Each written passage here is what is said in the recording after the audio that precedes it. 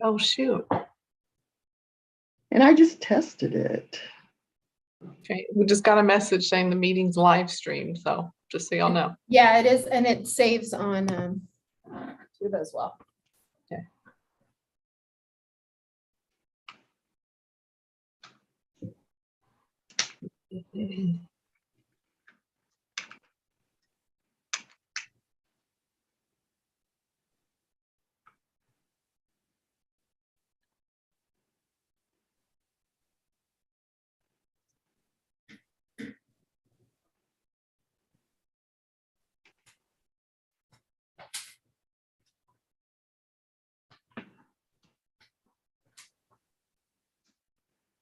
Oh, man. I'm going to quickly change the battery just in case. That's it. But it came on fine earlier.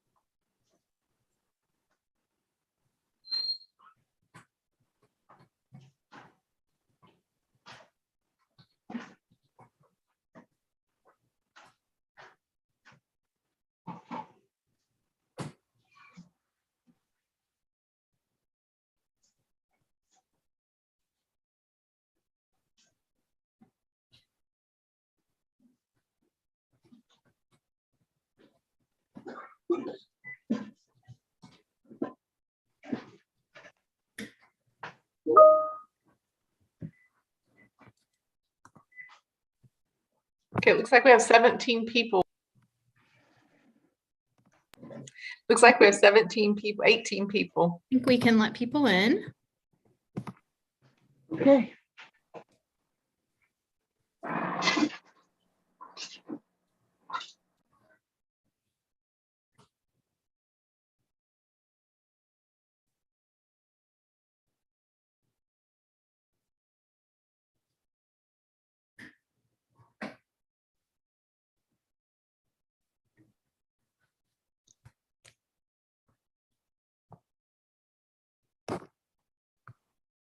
Do I need to let people in or can you? I can do it. Okay, thank you. Sorry, I thought.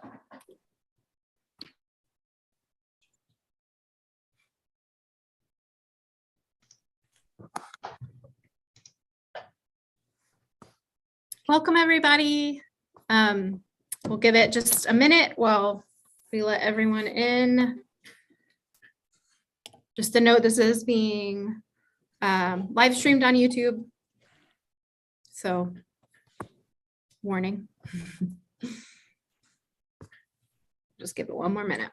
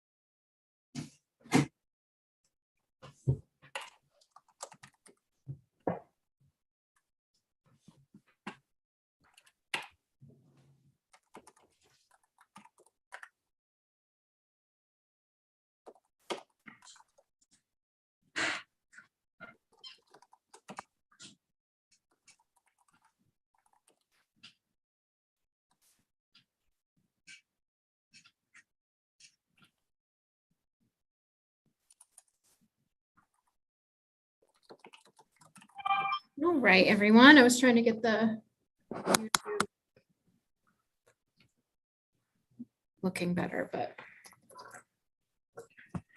I'm a one-woman show right now, so as long as it's up, it's a win. So welcome again to the March 10th quarterly ERC Advisory Board meeting. I will ask that those on the board, please make sure your cameras are on to comply with the Open Meetings Act.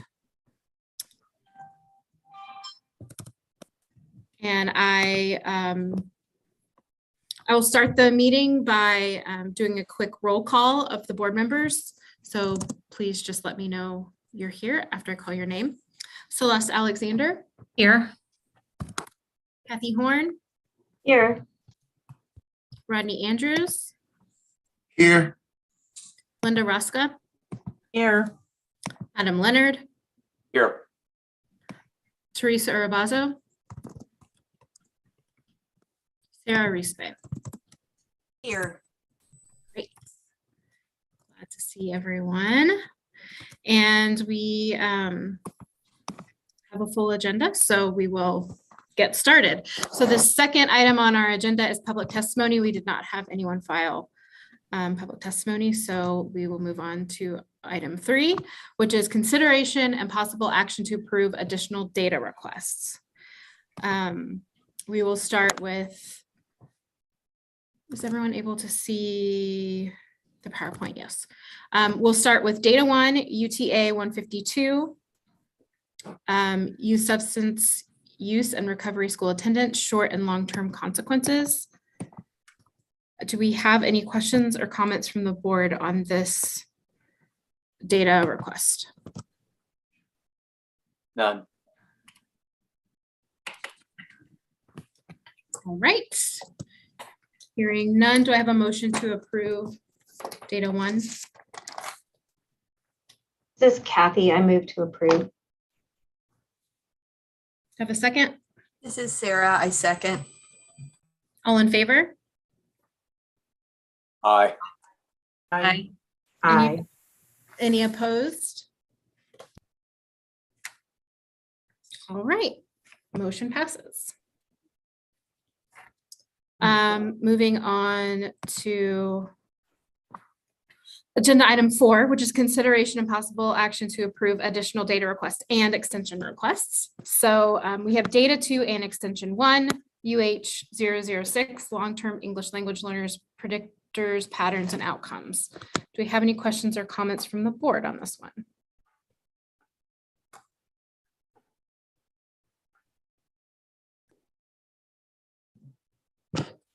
All right, do I have a motion to approve? Adam, my motion to approve. I'll second Celeste. Great. All in favor? Aye. Any opposed? Right, motion passes. All right, moving on to data 3 and extension 2, UH020, career and technical education. Any questions or comments from the board on this?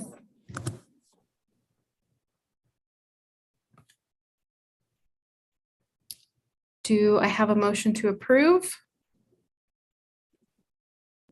This is Rodney Andrews. I motion to approve. Do I have a second?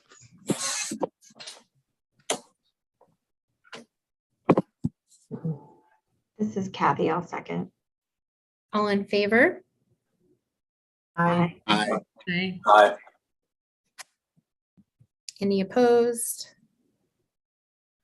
All right, motion passes. Thank you. One moment. Yeah. Get something. All right, moving on. Data 4 and extension 3, UTA 112, evaluating post-high school transition supports in Central Texas. Any question or comments from the board on this one?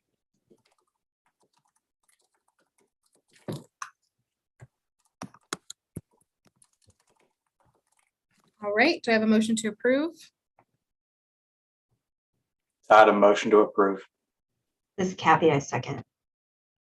All in favor? Aye. Aye. Any opposed? Right, motion passes. So agenda item 5 is consideration and possible action to approve extension requests. So moving on to extension 4 UTD 102, the effects of special education on short and long run student achievement. So any questions or comments from the board on this one?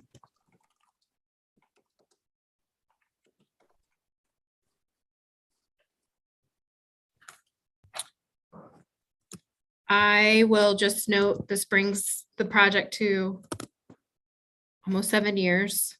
So if the board is okay with approving this one, I would suggest that the researcher, if there does need to be another extension, that we would, or rather than another extension, if need be, there would need to be a new proposal. Any other thoughts on that? I agree. No, I agree. I think that, I mean, this is something we've had some conversations about in the past in terms of, you know, how many extensions, how long things go. And obviously during the pandemic, that was not the time to really be thinking about it before we had remote access and everything. But I think that we should be kind of thinking about that when we get these extensions, especially when it's like a second, third extension. What are the provisions in case of a prolonged publication process?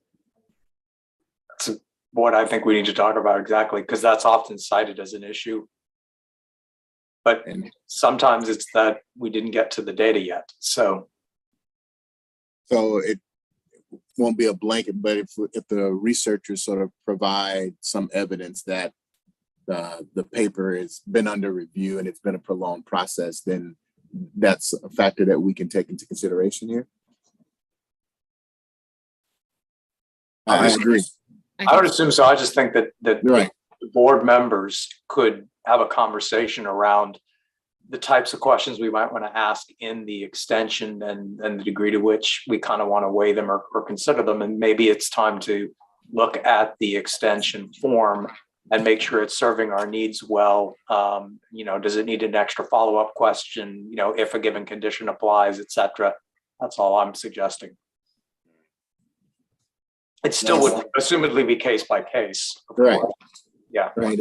And there is a question where we ask, why is the extension requested, right? And so, you know, like in the case where, in a case like where we're moving beyond that sort of 5-year span, I think it's incumbent on the researchers to sort of state like why additional access is warranted. Yeah. Yes, and I do think for this one, the researcher was clear about Right. the delays of publication. So Right. I just will, I'm okay with this one, but any other questions or comments before we do a motion? Thank you Right. for raising that point, Melissa. Appreciate your input, Adam. Sure. Do I have a motion to approve this extension? This is Adam. My motion to approve. Have a second? This is Rodney Andrews. I second. All in favor? Aye. Aye. Any opposed? All right, motion passes. Thank you.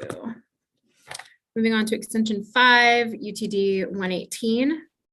Individual and contextual factors influencing pursuit and persistence in teaching careers, a longitudinal approach to studying the teacher workforce in Texas. Any questions or comments from the board? Sorry.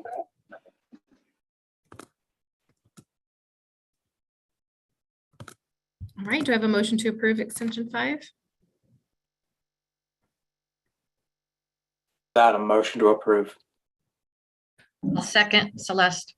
Great. All in favor? Aye. Aye. Aye. Any opposed? All right, motion passes. Extension 6, the impact of noise on pollution on education outcomes. UTA 140. Questions or comments from the board? Do you have a motion to approve? This is Kathy. I move to approve. Do you have a second? I'll second Celeste. All in favor? Aye. Aye. Any opposed? Motion passes. Extension 7, UTA 142, to apply or not to apply class rank and college application choices. Any questions or comments from the board?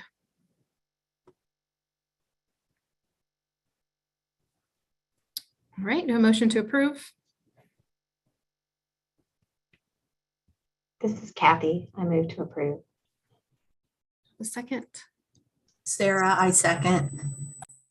All in favor? Aye. Aye. Any opposed? All right, motion passes. Extension 8, UTA 143. Lead exposure, human capital formation, inequality, the impacts of lead on long run educational and labor market outcomes. Any questions or comments from the board on this one? The only thing that I wanted to note is this looks like a 3-year extension. Am I doing the math wrong? Because we normally don't extend, more than 2 years at a time. And I'm not saying we can't, but I just wanted to kind of confirm whether that was the case and ensure that, we were considering it within that light. And again, not saying that we shouldn't so much as, since this is a little different than the norm, we should just all be aware of that if my math's right.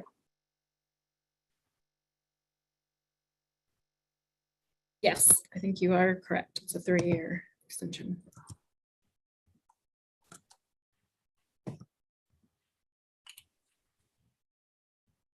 Celeste, do you know if there's a specific motivation behind the additional year? I actually believe that she's now at the University of Illinois, and I think it's just been a little bit of a process to graduate and do all that. But yeah, I don't really know a specific reason. But she did just graduate from here 2021.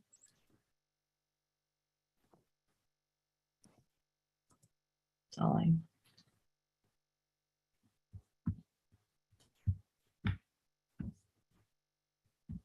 Do we think we need to ask to resubmit as a 2-year, or are we okay with it being 3 years? And I don't. Oh, she is on here. We could ask. Oh, great. Oh, hi everyone. This is Jiameng. I'm the person who is requesting the 3-year extension. The reason I'm requesting 3 years is mostly just as Celeste mentioned. I just graduated and moved here at Illinois, and so I could use actual year of accessing the data. And also is part of the reason is because the review process could be really long. I mean, in my previous experience, I was given like a year to first revise and resubmit. And so if I only get 2 years, and the timing wise could be like, I will be really like tight on time in sending the paper out and getting feedbacks. And also because of the pandemic, like it takes longer for the journals to send the papers to reviewers and for the reviewers to give referee reports. So that's why I was requesting the 3-year extension. And I was just going to add that we have experienced that the economics journals do seem to take longer. Yes. Yeah, the average time, I think, for a paper to get published in economics journals is like 2 to 3 years.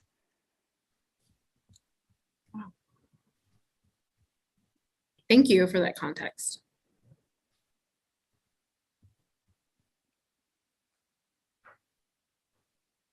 Any other questions or comments?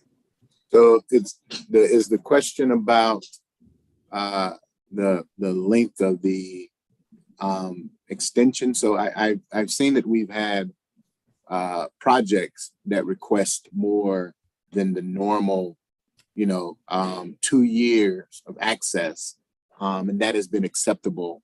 I didn't realize that a similar restriction applied, to extensions.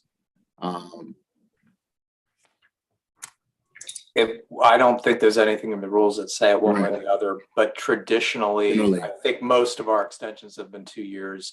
And I just wanted to note that this one was longer. Okay. Not that there's a hard and fast rule about it, as far as I can tell. It's just experience from voting on these things over the last few years.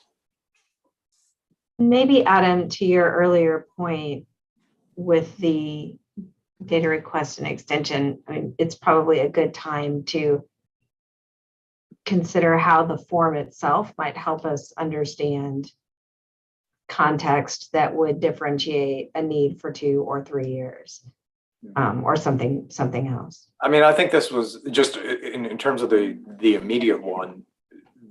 She lays out the reasons very well in there, so it's not like it wasn't clear the couple of things that she was looking at. Even though I did raise that issue earlier about whether the forms could be improved a little bit, I don't feel like in this particular case that if there is an improved form in the future, that the lack of it is impacting our ability to look at this request. In agreement. I think my point was simply that it might help create some continuity of decision making, where in this case there's ample explanation. It prompts others to think about that same those same sets of contexts that might not come to mind. And to build on the point, so the researcher is anticipating that this will be a sufficient amount of time to shepherd the paper through the publication process. But if it's rejected, right, this time period still might not be, sufficient. And so,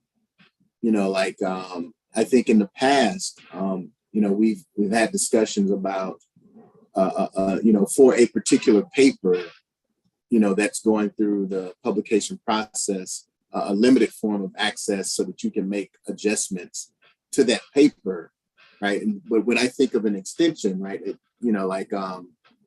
we're talking about all the questions that you asked in the original submission are still on the table, right? And when we're talking about years into the process, we're no longer talking about all of the questions being on the table, but rather, maybe a paper or two that has emerged that requires additional time. So I just wanted to point that out.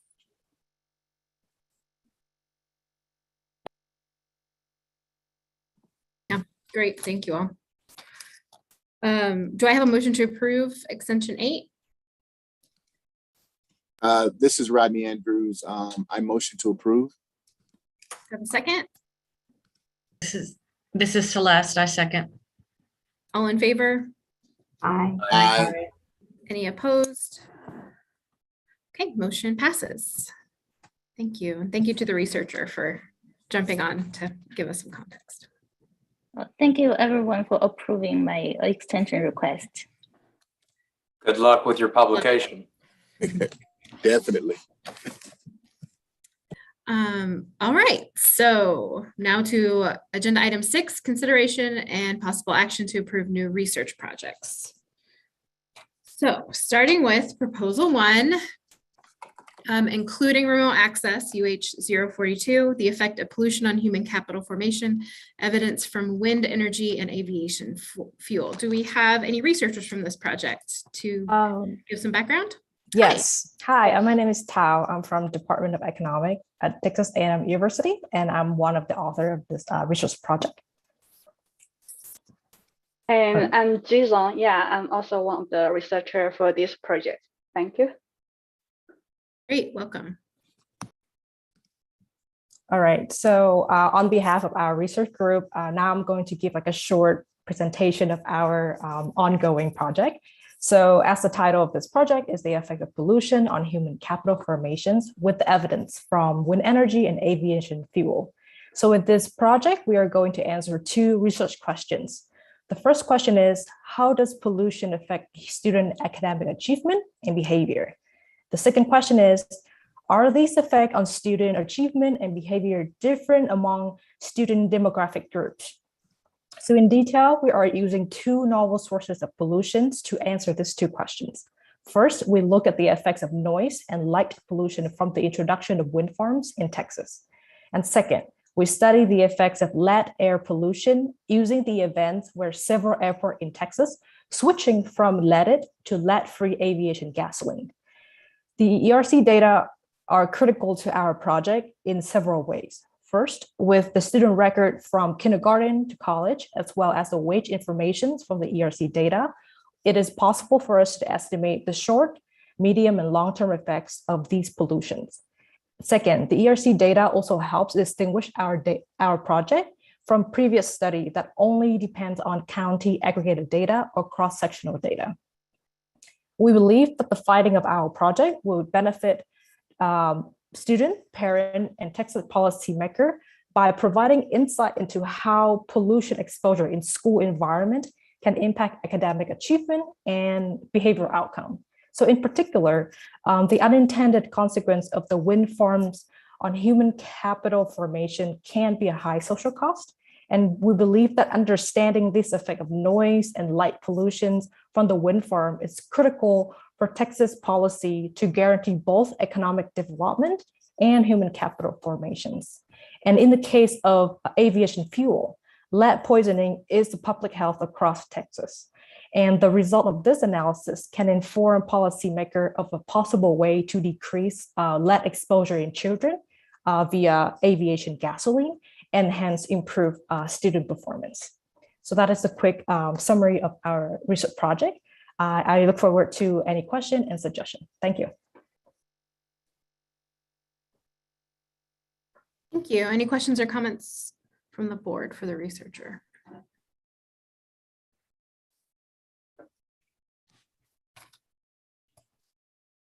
All right, hearing none, do I have a motion for approval of proposal 1, including remote access?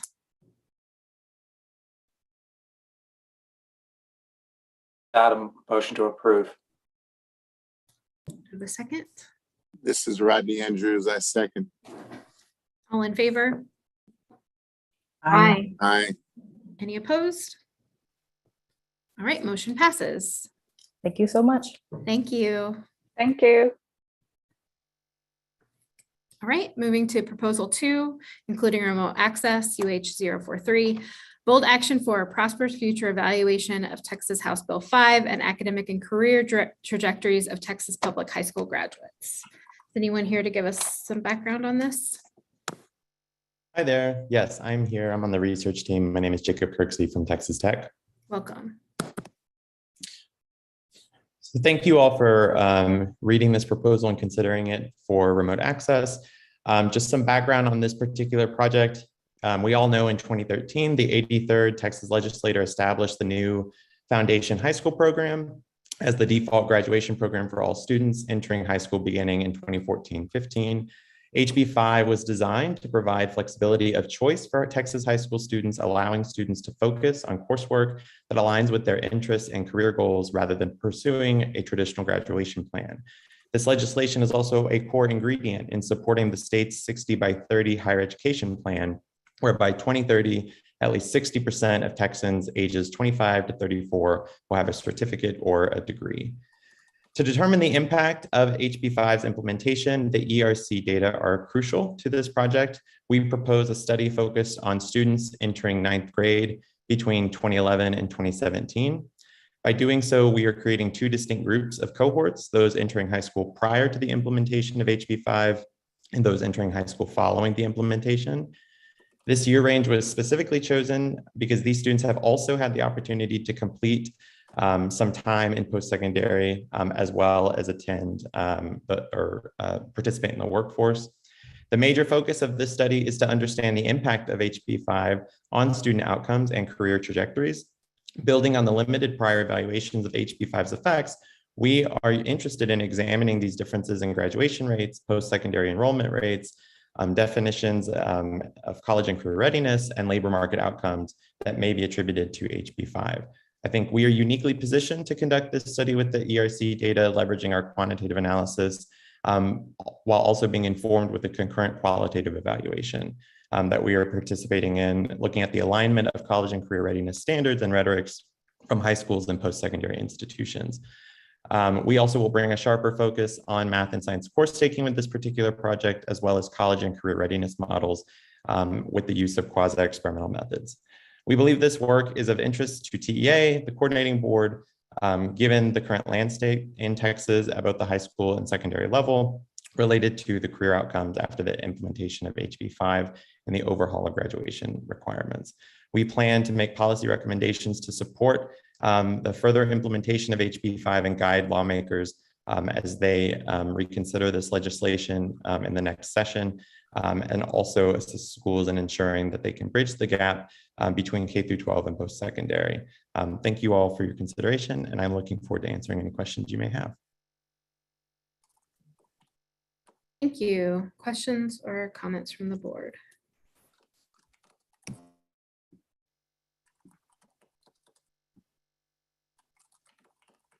I had one quick question. Just I noticed in research question 1, you mentioned extracurricular activities. I just wondered how you measure that. Yeah, the extracurricular activities, I think we were looking as part of some of the qualitative evaluation and exploring whether there were kind of different ways we can look at that. I guess when I say extracurricular activities, I should be clear in thinking about not just extracurricular activities that aren't like embedded in courses, but more of like different types of courses that students may be taking. So that are outside of the requirements of a particular plan or endorsement that they're completing. I think that's kind of what we were meaning when we were conceptualizing extracurricular stuff. Okay. And you also are talking about linking students to teachers, is that correct? Yes. Okay. And I notice it's actually in words, but not in your table. You might want to add the new class roster. Because okay. To do that this past year, you have to have that file now. Yes, thank you for that.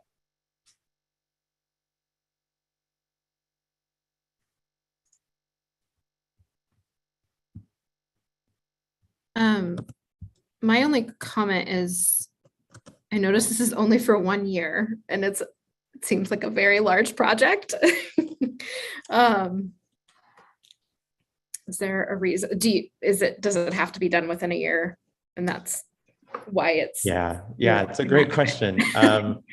We are an ambitious team. There's a lot of us, so I'm excited for this challenge, but we've received funding support with deliverables scheduled out for that year. But we are definitely looking for potential avenues for additional kind of study and follow-up, because I think this is a pretty large undertaking and scope of the project. But yeah, that's the reason why it's scheduled for that 1 year. Any other questions or comments from the board? Do I have a motion to approve proposal 2, including remote access with the addition of the class roster data?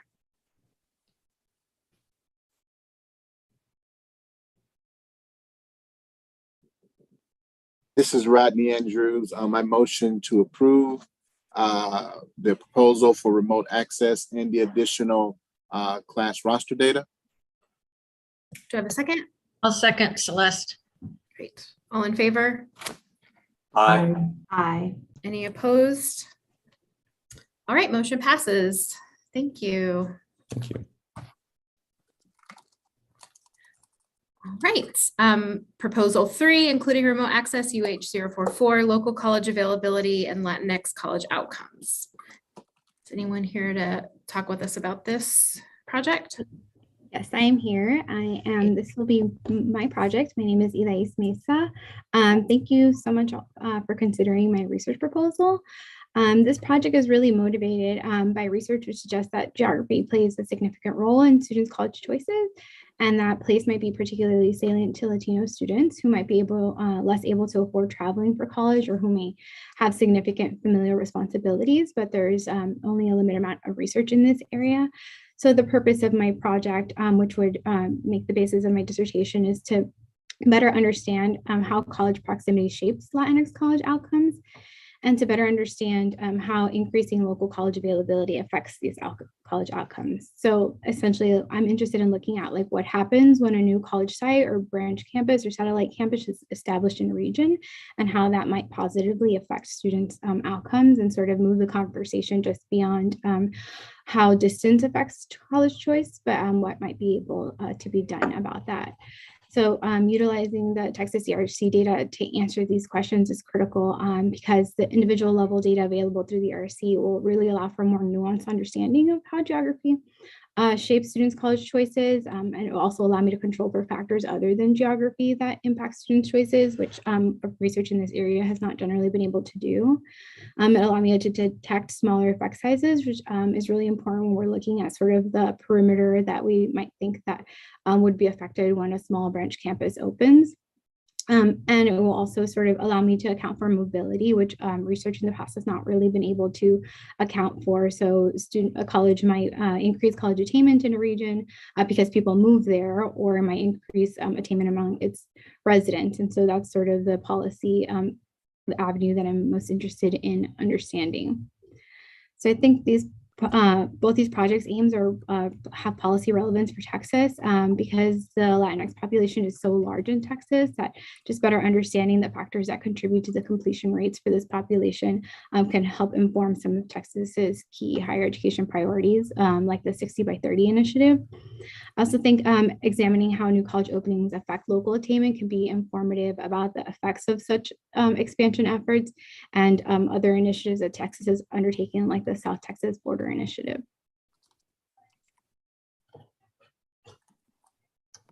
Great, thank you. Any questions or comments from the board on this project?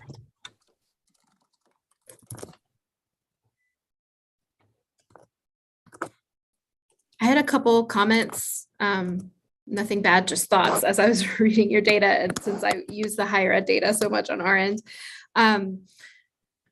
Just a note that the Texas data doesn't often have branch specific indicators in the enrollment and the graduation data that you will get from the Department of Ed information. That may not matter too much for the modeling if you're just overall predicting how having these new campuses or new branches nearby affect college going, but it might be hard to actually track whether these students are going to these specific new branches, because often they're just reported to us using the broader FICE code of a main campus. So just something to think about. You're saying it might be system-wide, as rather than Collin College, or it'd be Collin, you can't tell if it's Collin Wiley or Collin McKinney or something. Exactly. Yeah. It depends on how they are funded and right. that kind of thing. Yes, exactly. Thank you, that's helpful. Yeah, so just to know, but I mean, if you have that information from the Department of Ed, I mean, that'll be great for the modeling, but just if the outcome is actually whether they went to that branch, that will be more difficult. And then I wanted to clarify, you mentioned using NSC data for the out-of-state and private enrollment and graduation, and actually the data in the ERCs, we have private institution data on for Texas. So there'll be some in both enrollment and graduation is in that data as well. So NSC will absolutely help with out of state, but we have a lot of data on the private enrollments as well here. Great, thank you so much. Anyone else? Just some thoughts. It's an interesting. Yeah, it's very helpful. Thank you. All right. Do I have a motion to approve proposal 3 with remote access? Adam, vote to, or motion to approve. I'll second Celeste. All in favor? Aye. Hi. Any opposed? Motion passes. Thank you. All right, moving to proposal 4, including remote access, UH 045. Arrested education, a Bayesian analysis of the racialized effect of school resource officers on academic and discipline outcomes in Texas high schools. So researcher here to give some background. Yes, hello. My name is Jamie Utz Schumacher, and I'm a doctoral candidate in teaching, learning, and sociocultural studies at the University of Arizona. And first, I just want to thank you for considering my dissertation research proposal. Currently, there's more than 39,000 police officers stationed in US schools, including throughout Texas, yet the practice of placing officers in schools is largely understudied. What research does exist tends to focus on their intended purpose, which is increasing safety, but little research exists on perhaps some of the peripheral effects, such as effects on academic and discipline outcomes. Further, the research that exists rarely considers race effects in its modeling. With this in mind, the proposed study looks to use ERC data to answer the following questions. What is the effect of the presence of a high school SRO on 3 indicators of academic achievement, GPA, high school graduation, and standardized test scores? And how, if at all, does this effect of a high school's SRO presence on academic outcome vary by the reported race of the students? And what is the effect of the presence of a high school SRO on 3 indicators of student discipline, expulsion, suspension, and reported discipline infraction? And how does the effect of a high school SRO's presence on discipline outcomes vary by the reported race of the students? Texas's student level data is some of the most comprehensive and cleanly maintained data in the country, which is why I'm from Arizona, but I'm coming to you all in Texas. And with its diverse population of students, Texas is the ideal location for student level analysis of the presence of police officers in schools. Regardless of the direction of findings, the results of the proposed study can provide important insights for Texas legislators and local policymakers in considering investments in and training for police who are stationed in schools. Further, the findings could inform the work of entities like the Texas School Safety Center, who is currently central to the implementation of legislation related to school marshals and school resource officers throughout Texas. Thank you for your time, and I am open to your questions.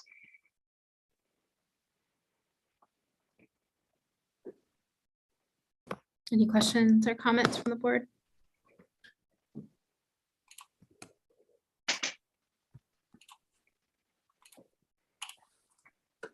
Are you just examining the presence of an SRO, or are we looking in, like what variation are you examining? Yeah, I'm comparing schools that do not have an officer in the building to schools that do.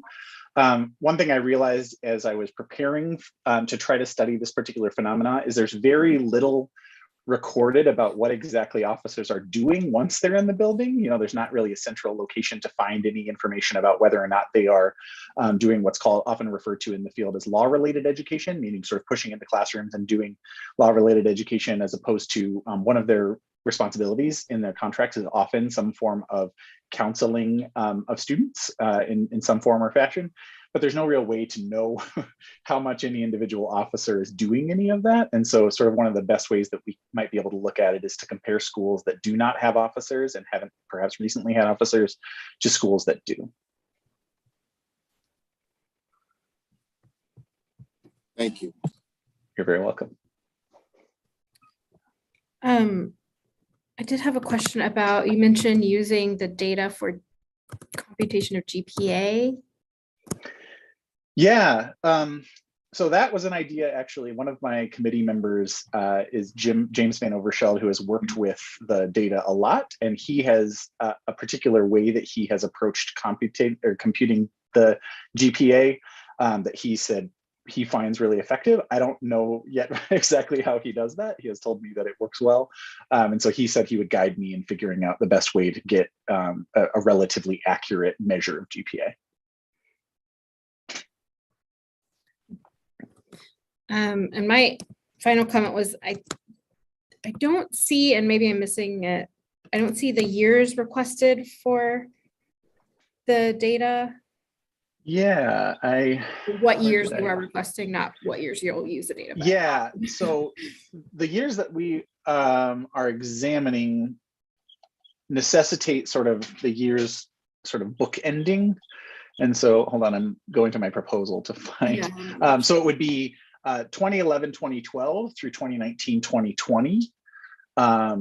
In order to then ensure when students sort of first enrolled to hit the, like if maybe they were seniors at the year that I'm measuring, all the way through to the sort of the latest data that I can access relating to the study. So that was under data needed from the ERC database. Dr. Van Overscheld advised me to put the years in that space. 2012 to 2018, is that? Yeah, 2011, 2012 academic year through 2019, 2020 academic year. And so that year, I see it once, but are you wanting to apply that to all of the? Oh, yes, I should have been clear. Yeah, Listed. I would need, in order to try to track the students through that time, I would need it across the variables. I apologize, that wasn't clearer in the way that I represented it in the proposal. Oh, thank you. I think for records, I'll just ask that that be updated in the proposal, just to Yep, clearly I will state be sure to that. do that. Great. All right, any other questions or comments for the researcher? All right, then do I have a motion to approve proposal 4, including remote access with the updated data table? Sure, I motion to approve it with the updated data table and for remote access. It's Adam's second on the same grounds. All in favor? Aye. Any opposed? All right, motion passes. Thank you so much, everyone.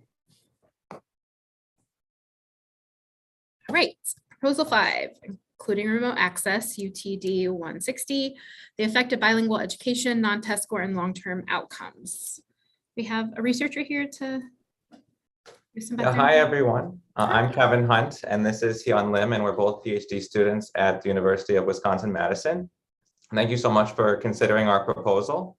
The goal of our project is to investigate bilingual education programs for limited English proficiency students in elementary schools. So limited English proficiency students are a large and growing share of students, especially in Texas. And there's a large achievement gap between these students and students that grow up speaking English at home. So it's important to understand how to best educate these students. And federal law requires that schools give additional help for these LEP students. And schools typically provide this help in one of two ways, either a bilingual education program, which we're going to focus on in our project, where LEP students are taught separately in their native language. Otherwise, schools will teach the LEP and non-LEP students together in the same classroom with a pull-out time for the LEP students to learn English. And so research has found mixed results on the effectiveness of bilingual education versus teaching these students in the same classroom. And this research has focused exclusively on, or most exclusively on standardized test scores as an outcome. And we think focusing on standardized test scores is a limitation because there may be worries of teaching to the test or you're missing out on long run impacts of the program. So in our project, we plan to use the Texas ERC data to study how bilingual education impacts long run non-test score outcomes such as attendance and grade promotion and disciplinary outcomes, as well as long run outcomes such as high school graduation, college enrollment, and future labor market income. And yeah, so our strategy will leverage policy variation in Texas, where schools with 20 or more LEP students are required to provide bilingual education, whereas other schools with less than this are not required to provide bilingual education. And then also for the schools that do not provide bilingual education, we also plan to use a classroom peer effects model to see how LEP and non-LEP student outcomes are evolving when they're being taught in the same classroom. And we think this has a significant policy impact in Texas because Texas has a large number of LEP students relative to the United States as a whole. And the most recent Texas legislative sessions are considering a lot of policies for funding and expanding bilingual education. So thank you for your time, and we're happy to answer any of your questions. Great, thank you. Any questions or comments from the board? I had one briefly. In question 1, when it talks about and long-term outcomes, what long-term outcomes are we looking at there? That's labor market outcomes? So yeah, so the bilingual education program is in elementary school. So any education outcomes that would happen in middle school or high school, we would consider as long-term outcomes. And also, high school graduation, college enrollment, and the labor market outcomes, yes, would be one of those. Fair enough.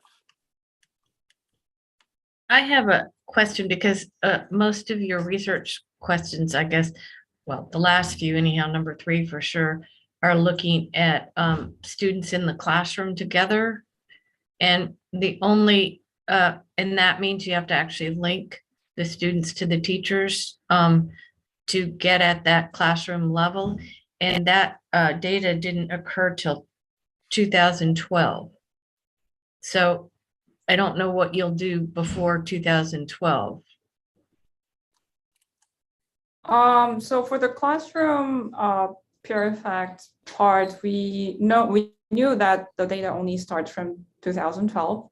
So we were just gonna look at like the data after 2012 for that. You're requesting like all the data. But for the linking like classroom students and teachers, we only requested from year 2012. Okay.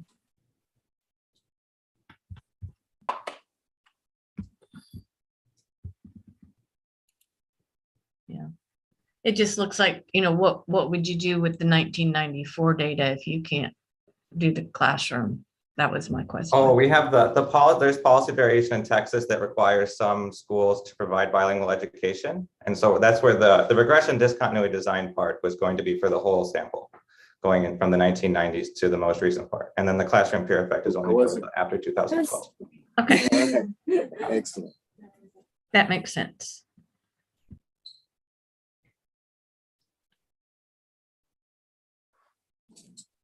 Thank you. Any other questions or comments from the board? All right, do I have a motion to approve proposal 5, including remote access? I'll move to approve. This is Celeste. Do I have a second? Adam, my second. All in favor? Aye. Aye. Aye. Any opposed? All right, motion passes. Thank you to the researchers. Thank you. Thank you. All right, proposal 6, including remote access, UTD 161, education and the future of the Texas labor force. Anyone here to give us some background? Yeah, hi everyone. My name is Ryan. I'm also from the UW-Madison. I'm going to be working on this project with another student, Andrew, who had another commitment right now, but he'll be here later on in the meeting if there are any questions specifically for him. But just to give kind of a broad overview of what we're hoping to do, the 60 by 30 plan involves this massive expansion in the portion of Texans aged 25 to 34 with a certificate or degree. And that suggests a similarly massive transition in the skills of the Texas labor force, depending on which certificates or degrees people choose, as we're providing these different incentives.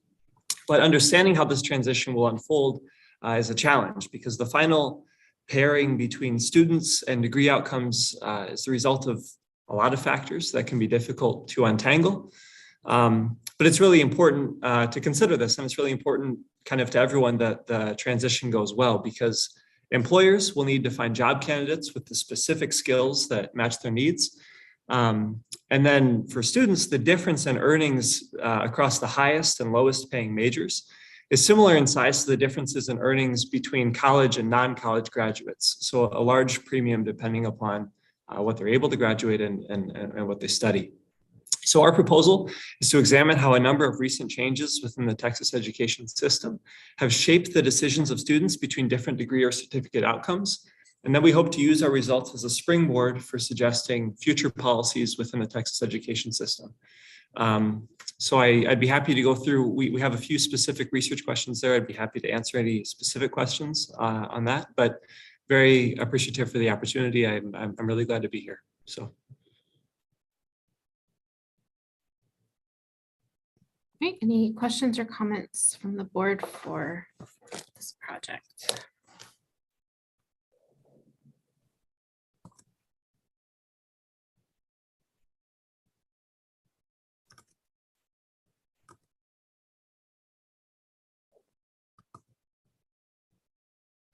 One thing I did want to check on is what is the purpose for the need of the financial aid data?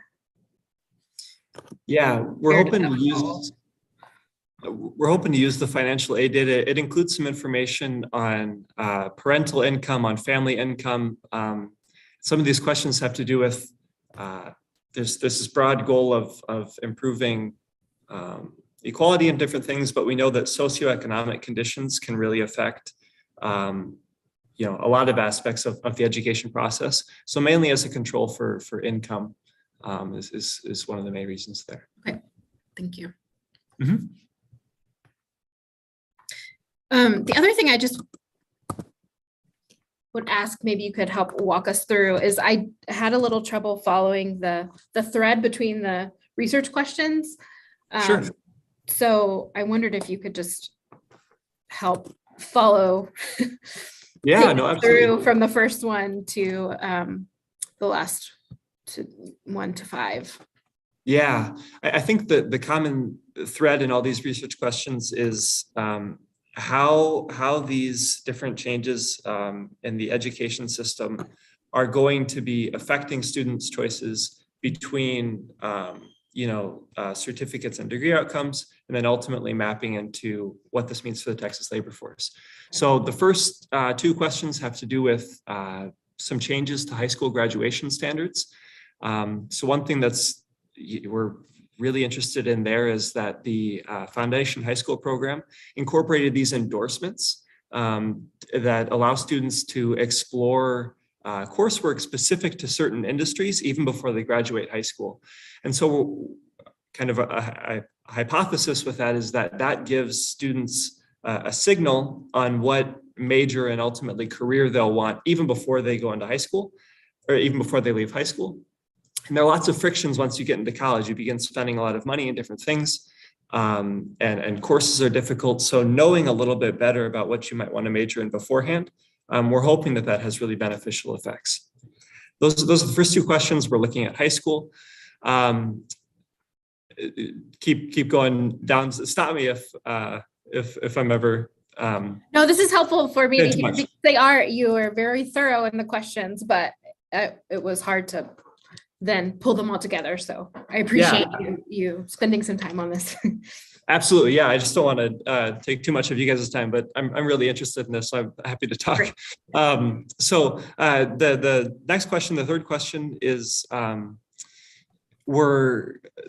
Texas, and Rodney has some research to show this, but transferring between institutions is fairly common in Texas.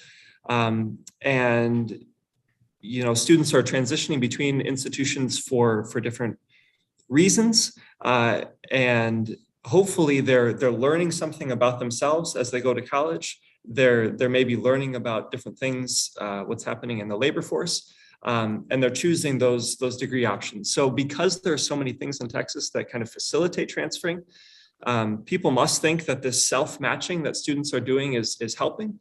And our question there is just to see whether transferring improves the ultimate quality of the final match between students and the degree outcomes, the majors that they're going to be selecting.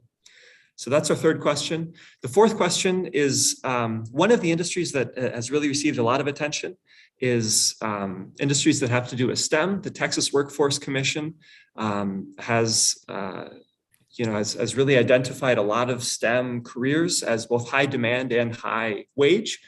But STEM degree programs are unique, where a lot of students start them, but then actually they don't tend to remain in those programs all the way through until graduation. I think something like 40% of students who begin programs actually end up graduating. And it's a particular problem for students from underrepresented minority backgrounds, where they really tend not to remain in these programs that they've initially started all the way through. I appreciate that, Adam was one of the 40%. Sorry, I lost my train of thought. There are two policies which we think might influence people whether or not they want to continue with STEM. One is the top 10% rule. So the top 10% rule is perhaps marginally moving people between different institutions.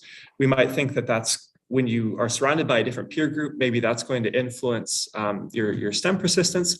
And then there's this really cool Department of Education Hispanic Serving Institution STEM program, which gives grants to colleges just for this purpose, to try and get more students from specifically Hispanic backgrounds all the way through to graduating with a STEM degree.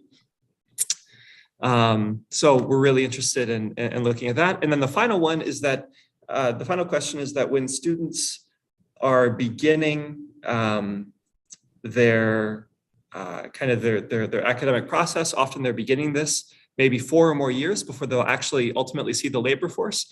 And a lot can change in that time. And so if we really want the educational system to be matching or to be getting the kind of skills that they need from different colleges and different things, and there's fluctuations in the industry, we really want the changes that students are making when they're in college between majors or between degree options to reflect these fluctuations in the economy. So if petroleum prices rise, do students switch from chemical engineering to petroleum engineering? Or when house prices really fell in the beginning of the Great Recession, were people switching out of a real estate major into maybe a different business major? So again, just to tie a bow over all of it, we're really looking at how the decisions that students are making are mapping into degree outcomes, and then ultimately affecting the labor force.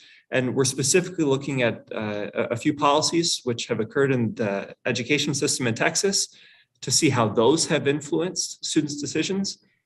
And then hopefully that will allow us to say something about if we want to be influencing these choices in similar ways in the future, can we use these same policy levers? So, yeah.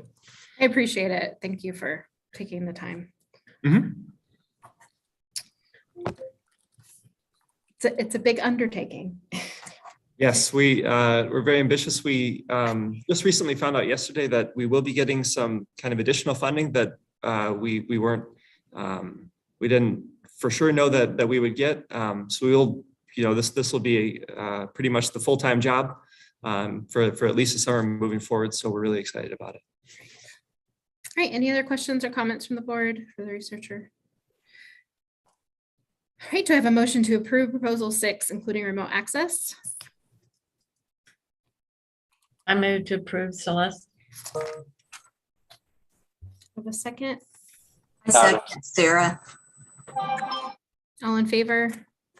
Aye. Aye. Any opposed? All right, motion passes. Thank you. Thank you so much. Really appreciate it. Thank you. Good luck. All right, moving to proposal 7, including remote access, UTD 162, teacher shortages in Texas. Anyone here to talk to us about this one? Hi, yes, my name is Carolyn. I'm an economics PhD student at Princeton. Before jumping in, I should just address that due to some technical issues, I'm kind of calling in on one device and watching on another. So please just let me know if my audio is cutting out at any point. But all of that aside, thank you all for being here and for inviting me to present this proposal today. The project that I am requesting data access for is on teacher shortages in Texas and is motivated by the fact that in the past 10 years, schools across the country are facing growing issues finding teachers certified in teaching STEM, languages, and special ed in particular. And additionally, fewer teacher certificates have been awarded each year. And both of these trends may have lasting consequences on education provision across the country, especially in the wake of COVID. So the goal of this project is to study the causes and the impacts of the teacher shortage issue in the US, and particularly in Texas, building upon, I think, growing evidence substantiated by, I believe, some of the board members here today, which has already clearly identified the magnitude of this issue within the state. And I'm hoping to kind of build upon that in my work. So my research questions can be categorized into three. The first category, which is question 1 here, looks to understand how these teacher shortages have affected student outcomes by comparing districts that face higher turnover rates or greater staffing issues than others. This has previously been difficult to study because it requires both linking student outcomes to teacher labor force events, as well as observing, which teachers are specializing in which areas. But with the class roster linking possibility in Texas from 2012 onwards, as well as data on teacher certifications, I believe the Texas data is uniquely positioned to help answer this question. The second category of questions 2 to 4, look at understanding how changes in ed policies over the years might have contributed to the patterns we see in the teacher labor market. So namely, given the declining number of teacher certifications being awarded that I've mentioned, I will focus on how changes in those teacher certification requirements, as well as districts increasing requests for exemptions around teacher certifications in order to address the shortage issue, might be affecting people's willingness basically to become a teacher, or whether or not that's trending with training of teachers in the state.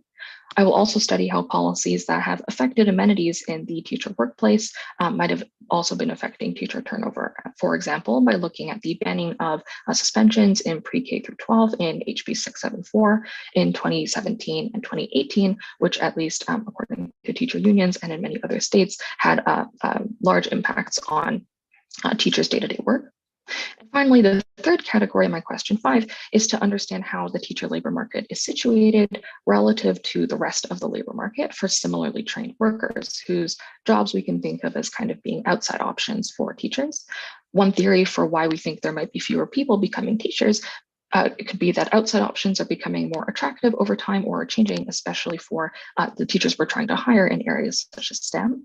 And I would like to directly study whether this is occurring over the past decade when these trends have been particularly strong and worrying. So here, the ERC's quarterly wage data will provide a unique opportunity to see how teachers switching between industries and their subsequent wages appear over time, and to compare the earnings trajectories of teachers to similarly educated workers. For all of these questions, having panel data on teachers and their certifications, as well as their students and similarly educated workers over a large labor market, such as Texas, is really essential. And I hope that my work in this area can help to inform policy on kind of more sources and the nature of the teacher shortages in Texas, and also intend, of course, to produce a research article as part of my PhD dissertation as part of this project. So that's all that I want to say. I greatly appreciate your consideration of this project and would be very happy to take any questions. Thank you. Great, thank you. Any questions or comments from the board for the I research? had a thing I wanted to try to explore, and I don't know the data on the K-12, the education data very well, so this may be more of a question for Linda, but do we get information on teachers at private schools into the ERC? Okay, because one of the things in here seemed to be looking, or things we're interested in looking at, was movement from public schools teaching to charter or private school teaching, and like the industry code of schools are all the same. So we don't have a way in the wage records to tell whether it was a private school or that. Now, so I wonder whether that piece of it is going to work, given that we don't have all that data on the K-12 data. Or that's a great point. I thought about kind of getting around this or addressing this is that if I observe a teacher kind of directly within a school as well as in the UI data, I could assume that's public. Whereas if they don't appear in the public school data, but they appear in the UI under education, I could assume they're working in a school that's not in the public sector. I don't know if that is reasonable based on the knowledge of other people on the call, but that was my thought process there. I think that's a promising idea. Thank you.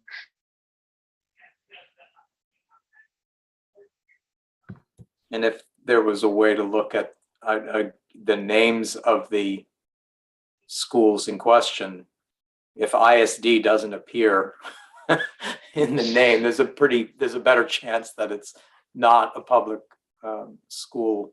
At least in Texas, almost everything has ISD in it. Its name, I think. Sure. On this, this is I guess a follow-up question. It would not be possible to observe, I guess, the names of the firms in the. Sure. No, it's not. Rodney's shaking his head. So. Yeah, I wasn't sure. Okay. No, that's but it might be possible to request it in the sense of adding a flag to indicate whether it was an ISD or not. But that would require the research institution that you're working with preparing the data to do that analysis for you in order to, in terms of the data setup. So that'd be kind of between you and them. Okay, that's helpful. Thank you. Is that something that would be possible? Oh, sorry, please. Yes, go ahead. No, go ahead. Oh, I just wanted to ask about additional details on the process that Adam just described, or who I would need to speak to for that.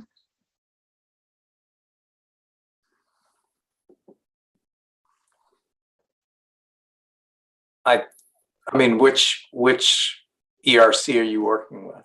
The UTD ERC. Okay. And I mean, when we approve a project for any ERC, then the researcher gets with staff at the ERC as far as assembling the data set and any kind of merging, linking, right? Is there that just be kind of the normal process of defining requirements for setup?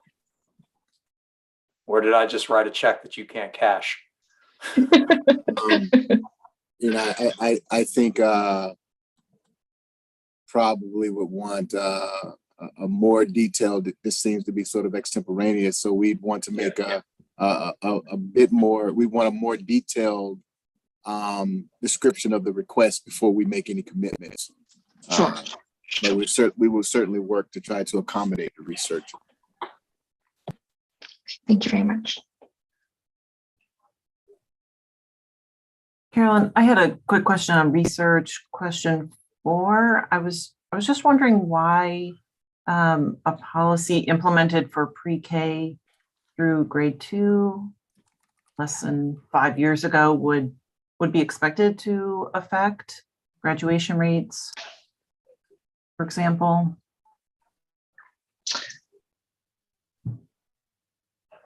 Oh, I see the disconnect in what you're saying. So there are other districts who I've highlighted this one in here, and you're absolutely correct. I wouldn't be able to observe these graduation rates, as you said. I believe that other districts have individually kind of altered their own disciplinary policies over the years, but there weren't specific codes here for me to quote. So I've included this one specifically, which I do plan to look at. The reason that I wanted to focus on disciplinary policies in general is that there has been greater recent work showing that within schools, teachers rank disciplinary support, especially from administration, as being very important in their decisions to stay, and also the amenity value of staying in this job. And so certainly I wanted to look at teacher turnover in response to that, in addition to see whether student performance seems to alter with this. But I completely appreciate your comment on how graduation rates would not be a reasonable outcome to look at for this particular population, perhaps only for high schools that experience these similar policies. Thank you for this comment.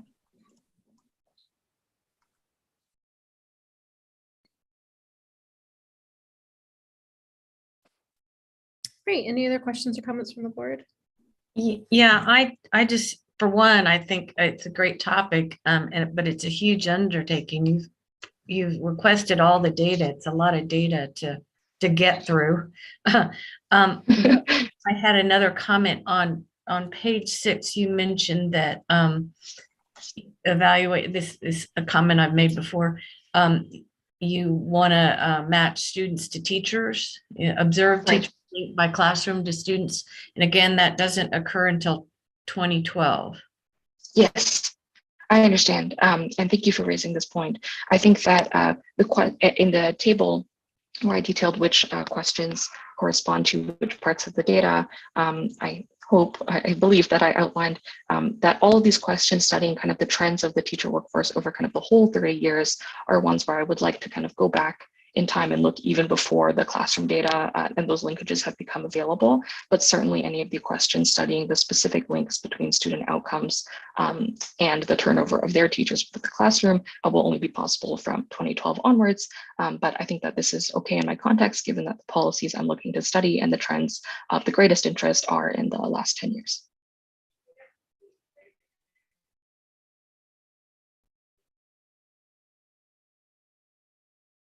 Okay, that was helpful. And one other question, just how you requested most of the coordinating board data too. Just wasn't sure how that would be used. The coordinating board data, yes. So the idea here was that one of the paths that teachers might take in order to change industries or in order to move around might be to problems of retraining or educators there. So I wanted to be able to track these types of changes as well. Again, that's a huge undertaking. I understand.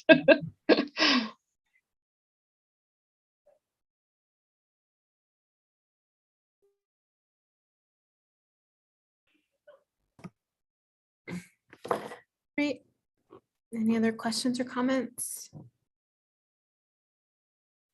Do I have an approval for proposal 7, including remote access? Or a motion for approval, excuse me.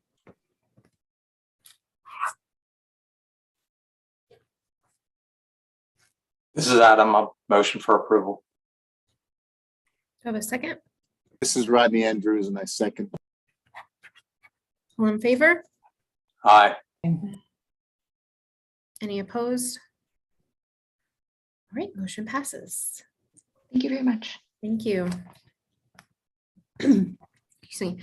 Moving to proposal 8, including remote access UTD 163, general education and student success, evaluating the impact of general education reform on student outcomes. Do we have a researcher here to give some background? Hi, everyone. My name is Anna. Hi, welcome. I'm a doctoral student at the University of Michigan. I want to thank you for considering my project and just give you a quick overview. General education requirements are about 1/3 of student courses nationwide, and there are currently 42 credits at public institutions in Texas, but we don't know very much about how they affect student outcomes, both within college and then afterwards in the labor market. So I'm hoping to put together a project that's going to help us understand what role general education programs can play in both helping or maybe hindering student success and state goals like the Texas 60 by 30 plan. So in 2014, Texas reformed its general education requirement. So before that, you could have between 42 and 48 credits, and afterwards, every institution had 42. So that's giving like some exogenous variation to this. So I'm hoping to first just look at course catalogs and see how institutions change the general education requirements, what courses are removed and what are kept. And then building on that, using a difference in difference design, looking at the causal effect of reducing general education requirements on a range of outcomes, both within college and, like I said, in the short-term labor market. And then finally, I'm building a large-scale text data set of syllabi from every public institution in Texas. And I'm going to use that to hopefully measure academic experiences, like how much writing does a student do during their time in college, and then how does that relate to labor market outcomes, and what role does a general education requirement play in shaping those academic experiences. So yeah, thank you for your consideration, and I'm happy to answer any of the questions. Great, thank you. Any questions or comments from the board?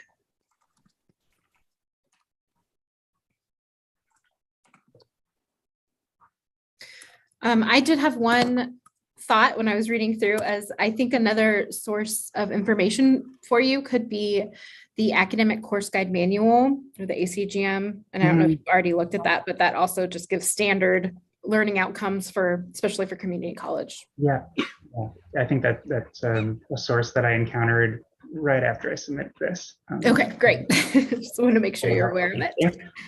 Wonderful. All right. Then do I have a motion to approve proposal 8, including remote access? I move to approve proposal 8, including remote access. Celeste? Have a second? This is Kathy, I second. All in favor? Aye. Any opposed? All right, motion passes. Thank you. Okay, moving to proposal 9, including remote access UTD 164, diversity in schools, immigrants, and the short run academic and long run outcomes of US born students. Do we have a researcher here to give some background? Yes, hello. My name is Shay, and I am a PhD candidate in economics at UC Davis. And one of my collaborators, Derek Rory, is also here. Thank you for having us here and considering our proposal. Now I will give a short summary of our proposal. So in this project, we are planning to look at the peer effects of immigrant students on US-born students' short and long-run outcomes. Texas is a very diverse state with one of the largest immigrant populations in the country. And also the immigrant students in Texas public schools has doubled over the past decade. So understanding the impacts of this increase in immigration on the public school students in Texas is very important. The outcomes we plan to study include the short-run academic and behavioral outcomes.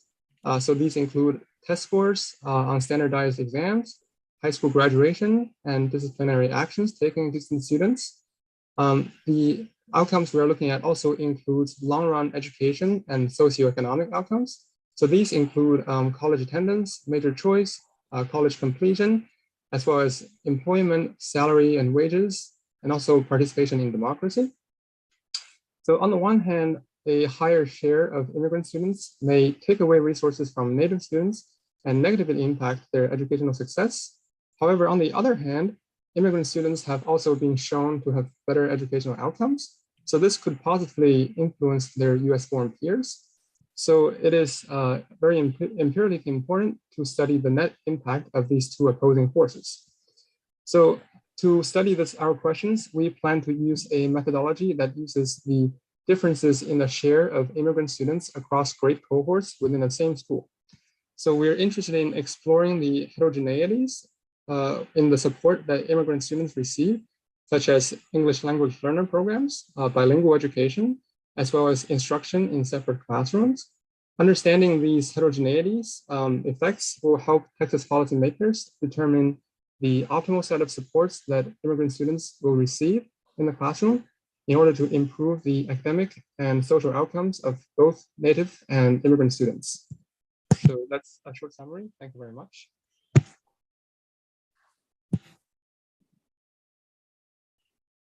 All right, thank you. Open for questions or comments from the board.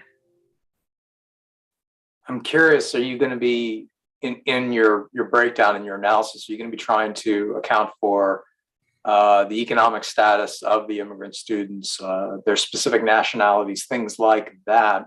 Because it might not be universal, A, B, that. Sorry, Adam, you're muted. Lovely. My apologies. I was curious if you're going to be accounting for economic status of the students and possibly their specific nationalities and such, because it could be that there are differences in the impact depending on where people are from and how they're situated relative to the other students. And I'm kind of thinking back to my old experience, like in junior high. I mean, I remember we had a few kids. This is a long time ago, so let me tell you, this was during the Iran hostage crisis. But there were a couple kids from Iran in our school, and I'm sure that there was, that created some friction at times. And that's different than, maybe kids from somewhere where we weren't having kind of a global argument with.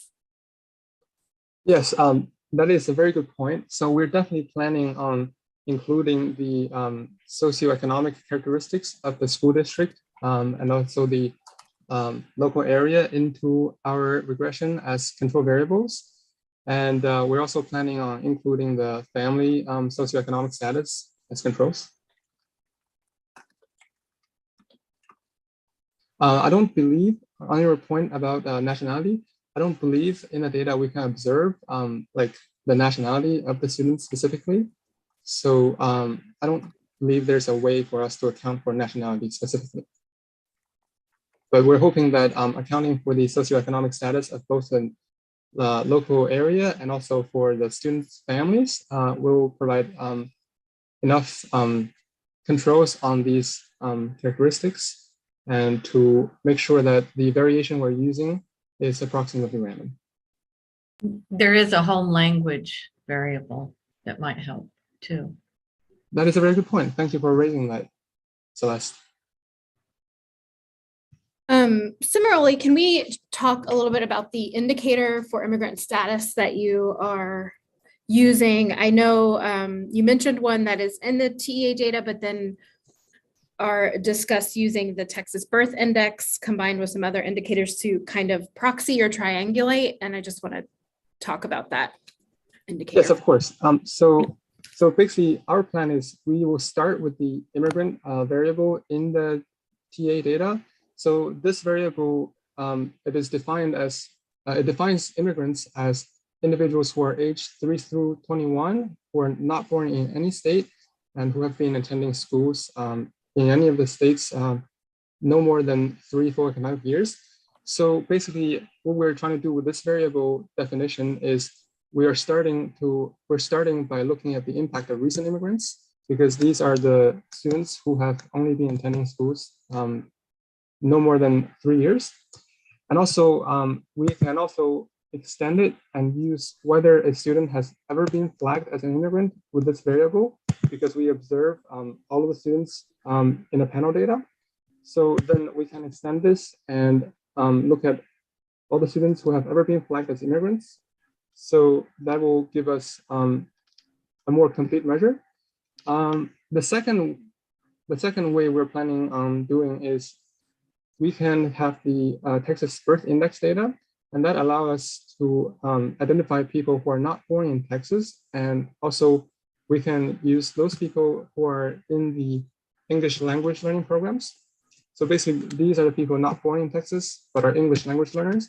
And we're planning on using this as a second measure to, as an additional robustness check.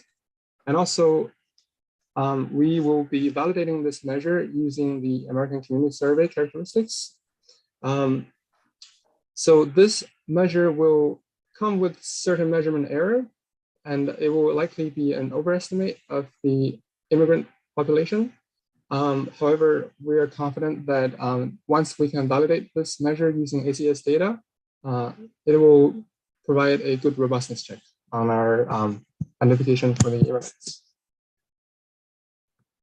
I appreciate that discussion of it. I will say that measure also, I think, it's likely to have an overestimate, but it's also somewhat biased. And, there's lots of research on who is placed in English learning programs by schools. And, there are certain groups, certain parents don't want their students in those. So I think that is also something to consider as well. But it sounds like it's not your main measure. It's being used for robustness. Is that? Yes, that's correct. Okay.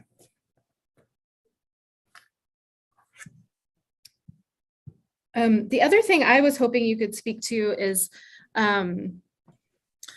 how this could benefit policy in Texas. As you know, this is administrative educational data for the state, and I think given the topic, we should talk about what could we get out of this beyond just knowing, if we find positive effects, are you doing any work that could help provide insight into any actual policy other than immigration policy, say. So I would just, would like to hear what your thoughts on that. Of course, that's a very important consideration, and thank you for pointing that out. So basically, when we study the impact of immigrant students on the short and long run outcomes of Native students, basically, once we understand their effects, we can help tax policymakers more effectively determine the resource allocation for immigrant students and also Native students. For example, if we find heterogeneous effects by the type of supports that immigrant students receive, such as English language learning programs and bilingual education, then we can decide the optimal set of supports for the immigrant students so that we can boost the success of both immigrant students and Native students. Additionally, the one very important goal of public education is to increase the civil engagement of students. So if we find the impact of immigrant students on US-born students on their political engagement, then we can direct resources on civil engagement of students, one way or another, depending on which direction this effect goes. Is your research though, in looking at any of these resource allocations, or is it, from my understanding, it's just whether this effect exists? It's not looking at any of these levers that. Yeah, so we're definitely planning on looking at the heterogeneities by these resource allocations. Hi, this is Derek here. I'm a collaborator on the research project. I'm currently a postdoc at the Harris School of Public Policy at University of Chicago. Yeah, it's certainly our intention to, after we've estimated these effects, to then correlate those effects with policy levers at the classroom, school, district level, support for bilingual learners, ELL funding, and things like that. Yeah, we definitely want to translate these effects that we find into something that these policymakers can then say, okay, here's how we can influence it. So that is definitely a goal of what we're trying to achieve here.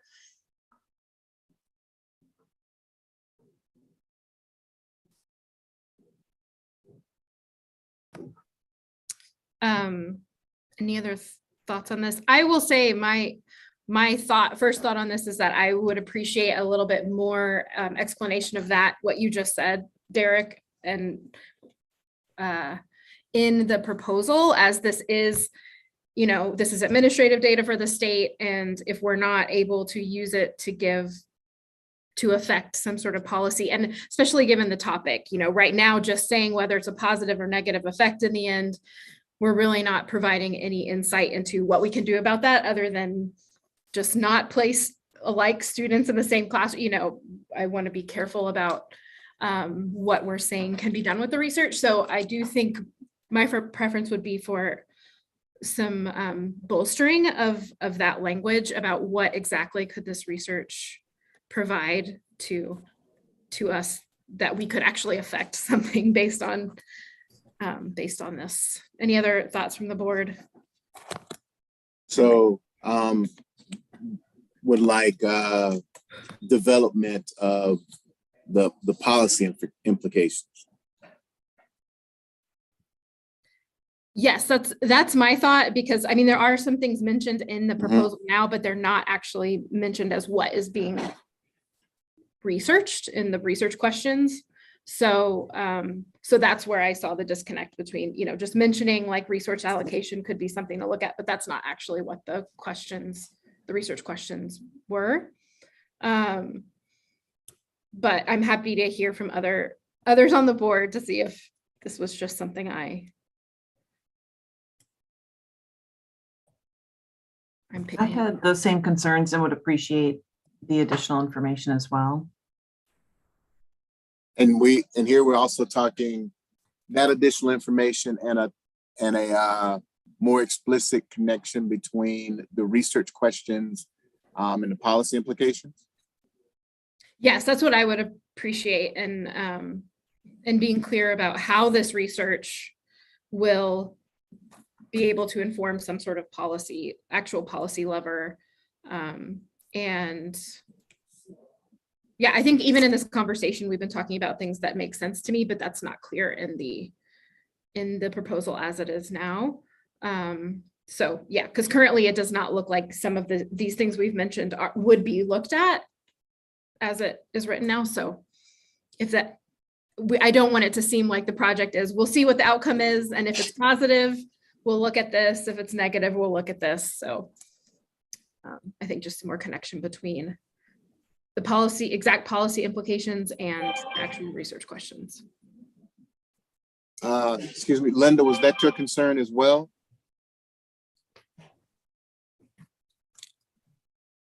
Yes.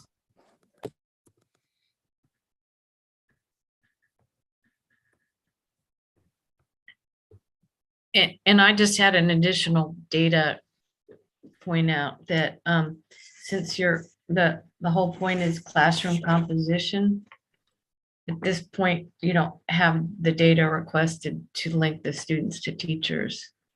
You would need about 4 more files, I think, yeah. And then the other question was, you have very few coordinating board files, and if you're looking at long range outcomes, I wasn't sure if you, for instance, wanted a GPA or if they had to do Dev Ed or anything like that once they go to college. And you don't actually have like classes enrolled in. I didn't know if that was an issue that you might want.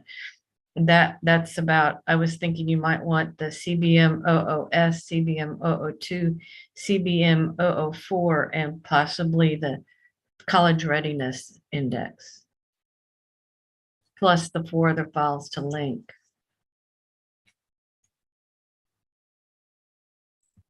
That's fantastic. Yes. This is very helpful thinking about through some of these data issues. So yeah, thank you for mentioning this.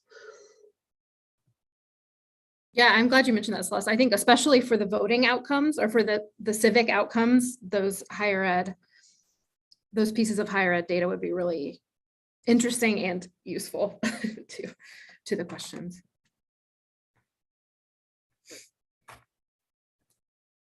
Okay, so I'm gonna walk over what we just talked about, and I'm taking notes. So we talked about bolstering the policy implications or the benefit to Texas section with specifics about what exactly could be targeted depending on the outcomes, and connecting that to the research questions to be clear that these are things that will be looked at based on the research questions. And then the second piece is requesting the teacher data needed to look at classroom composition. Is that right, Celeste? Yeah, and again, the problem with that, it is only starting in 2012. So classroom composition to EA data. And then the third is that you might want to look into the other coordinating board or higher ed data sets to see if they could help.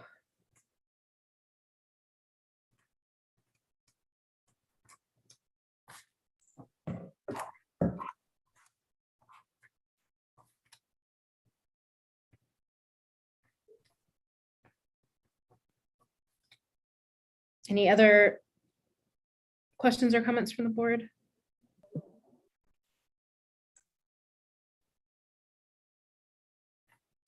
And I appreciate the researchers' willingness to talk through this with us to make sure that. We appreciate the thoughtful comments and helping us as well. Yeah, thank you so much. Yeah, definitely. Thank you. So let's see, do we do a motion to not accept as is? Yes, we could table for a revision. I just want to make sure this is okay with the other board members. Yes. That makes sense. Okay. So motion to table this proposal 9 Yes. to I- allow for revisions. Yes, I move to table. Okay. To allow for. Okay. All in favor? Aye. Aye. Any opposed? All right. So motion passes to table proposal 9 to allow for revisions. And again, appreciate the researchers' willingness to talk through this with us, and happy to answer questions as you continue on your work. Great. Thank you very much for your Of course. comments. Yes, thank you very much. So to clarify the revisions, would this be not for the next quarterly meeting, but in the interim, or? I think right now it would either be the next quarterly meeting, or if we end up having an interim, Okay, it would. I just wanted to be clear. Yes, yes, that's fair. It would have to go to a new meeting. There's Linda's placed a question in the chat. I believe Like it we was said. Celeste. Is that correct? Am I correct? Well, there were 2 of us. I think that's Okay. why it was a little hard. I don't know the other person, but I did say aye. Or, yeah, You seconded? I or- seconded it. All right. Thank you all. All right, moving to proposal 10, including remote access UTD 165, longitudinal analysis of Dallas area high school graduates. Anyone here to chat about this project? Good afternoon, David Mahan. Hi, welcome. Hi, thanks. So I am a new executive director of the Research Institute at Dallas College, which is a new unit. And our proposal, longitudinal analysis of Dallas area high school graduates, we seek to assess academic and workforce outcomes 8 years after high school completion, with a focus on improving those transition points on a student's path to a sustainable living wage. We identify 6 transition points: dual credit participation, college readiness, post-secondary attendance, program of study, post-secondary completion, and workforce placement. By focusing on improving the interventions at these transition points, a larger proportion of students can enter the workforce prepared to earn a livable wage, especially those from economically disadvantaged backgrounds. The longitudinal design will enable a more holistic analysis of these transition points, identifying factors associated with academic success and a student's return on investment. We lose too many students at each transition point, a problem sometimes referred to as the leaky pipeline. So in other words, students lost early in that pipeline too often never return to post-secondary and thus are not prepared for job opportunities. While many studies address these issues, few assess the cohorts over a long enough period of time to better understand the complex enrollment patterns in and out of post-secondary education and their associated workforce outcomes. In terms of methods, the initial population is 5 cohorts of high school graduates from 2008 to 2012, and that gives us enough time, 8 years out, to be able to see data on all 5 of those cohorts. The cohorts are from 23 Dallas area independent school districts. These are the areas that are served by Dallas College. We assess these students over 8 years, considering 3 groups. First, the high school graduates who matriculate to post-secondary immediately. Second, the high school graduates who attend post-secondary later. And then third, the high school graduates who never attend post-secondary after high school. Our research questions are tied to each transition point and will be answered with a focus on equity, assessing input variables, gender, race, ethnicity, economic status, as well as students with other characteristics such as learning differences, students on IEP, English language learners. From there, we consider the affordability and the value of the post-secondary environment in terms of the workforce outcomes. So this overall approach follows the higher education assessment model that Sandy Aston did all the way back in the 70s, the IEO model, the input, environment, and outcomes. So in closing, access to the ERC holdings will facilitate a holistic study of Dallas area students beginning with high school and accurately assess those long-term educational workforce outcomes through an equity lens. The comprehensiveness of the ERC holdings makes possible a longitudinal study seeking to identify factors and academic programs influencing the return on investment, especially for the traditionally disadvantaged students. The goal is specificity in terms of making policy and practice recommendations. And these recommendations are relevant for stakeholders from multiple sectors. First, the obvious one is Dallas College leadership, but also K-12 school districts and workforce development leaders. The scope is a balance that allows the study to serve as a focused decision-making tool for Dallas College, which is important in considering that Dallas College is one of the largest and most diverse community colleges, but also maintain that broader utility for other decision makers in the Metroplex and the region. So with that, I'll stop and answer questions, but thank you for considering this proposal. Great, thank you. Do I have any questions or comments from the board?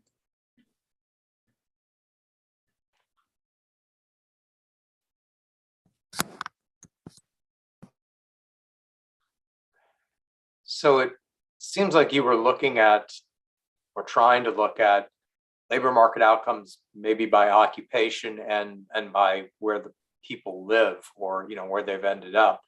And we're not going to be able to, that's not in the wage record data for what it's worth. So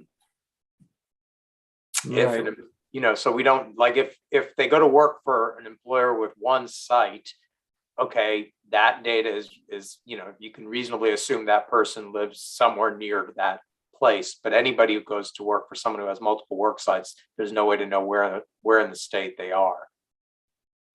Right. So we did consider that, as well as that those SOC, those occupation codes, not being part of the Texas Workforce Commission.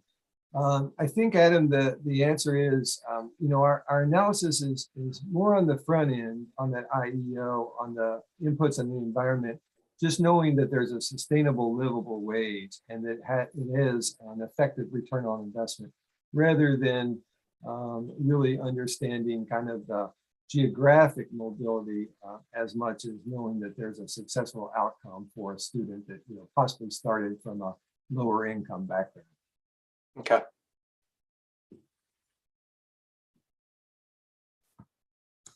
I did have a question about it was mentioned that you all will be using the student information data at Dallas College. Is that going to be linked to ERC data, or is that analysis that's happening like simultaneously?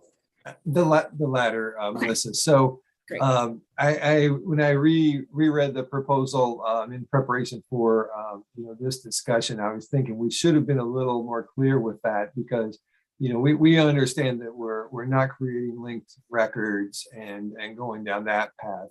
The idea here is that we have a lot of information on those cohorts, and we can add context, and we can triangulate and validate and do that kind of work based on the findings. Great, thank you. That's what I thought. Just wanted to confirm that. And same with the survey, is that correct? That's not something that will be linked to what you're doing in the ERC. It'll just be something that bolsters what you're doing. Exactly. Great. Okay, appreciate that clarification. Any other questions or comments?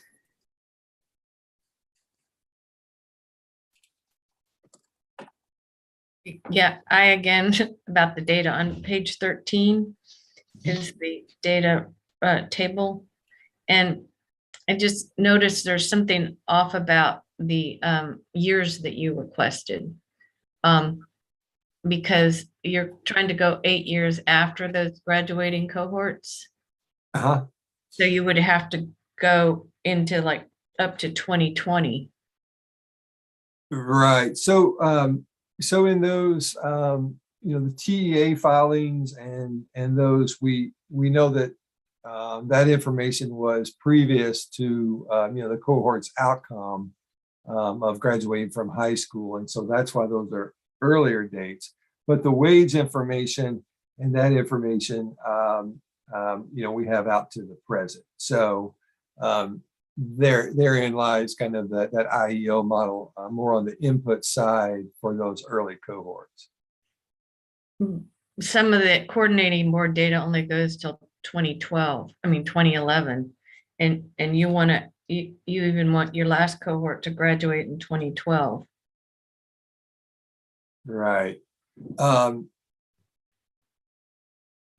Yeah, so in those contextual, we almost see the data piece as when available for that particular cohort, right? And so, first of all, to give that context, but when we don't have the information, then we would limit it to the cohorts that we do have the information for.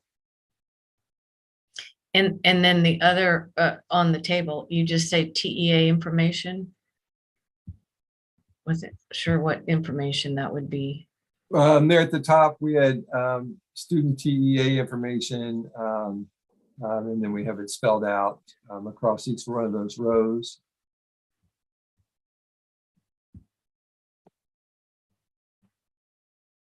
You mean just the district campus and national school lunch program? So we this is on page 13, the table. Mm-hmm. Yeah, so what we did initially was, we mapped out each one of the data elements, but then we ended up in the final proposal just putting these broad categories in there and asking for what was available. Okay. I'm curious if Linda's okay with just asking for TEA information. I think the question is, what information will the ERC place in the researcher's folder based on these rows? So Well, that's the thing, is I would not know what to put in. Yeah. And we have an Excel file where it's all mapped out, and we just didn't, we were trying to be a little more concise. And some of the feedback we received early was, we were making a lot of decisions on individual data elements, which were difficult to figure out which ones were going to be directly linked to the analysis and which weren't. And so that's when we just opened it up in this table. So my apologies. So here we need to a revision that sort of specifies the reports, TA reports that they're going to request, and the questions that the data elements of those reports are going to address. And I would extend the years, particularly for coordinating board, because the first two on coordinating board, the last group hasn't even graduated from high school yet. Agreed. Agreed. We can make those adjustments.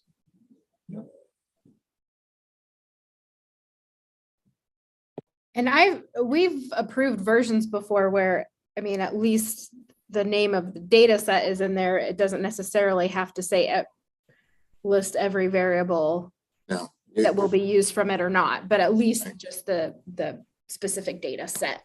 Like a standard is, I guess in the past has been, at the report level, with the connection to a specific question and the research team being able to provide justification for why information from that particular report for those years is required. So I think we can work towards producing a proposal that makes those alterations.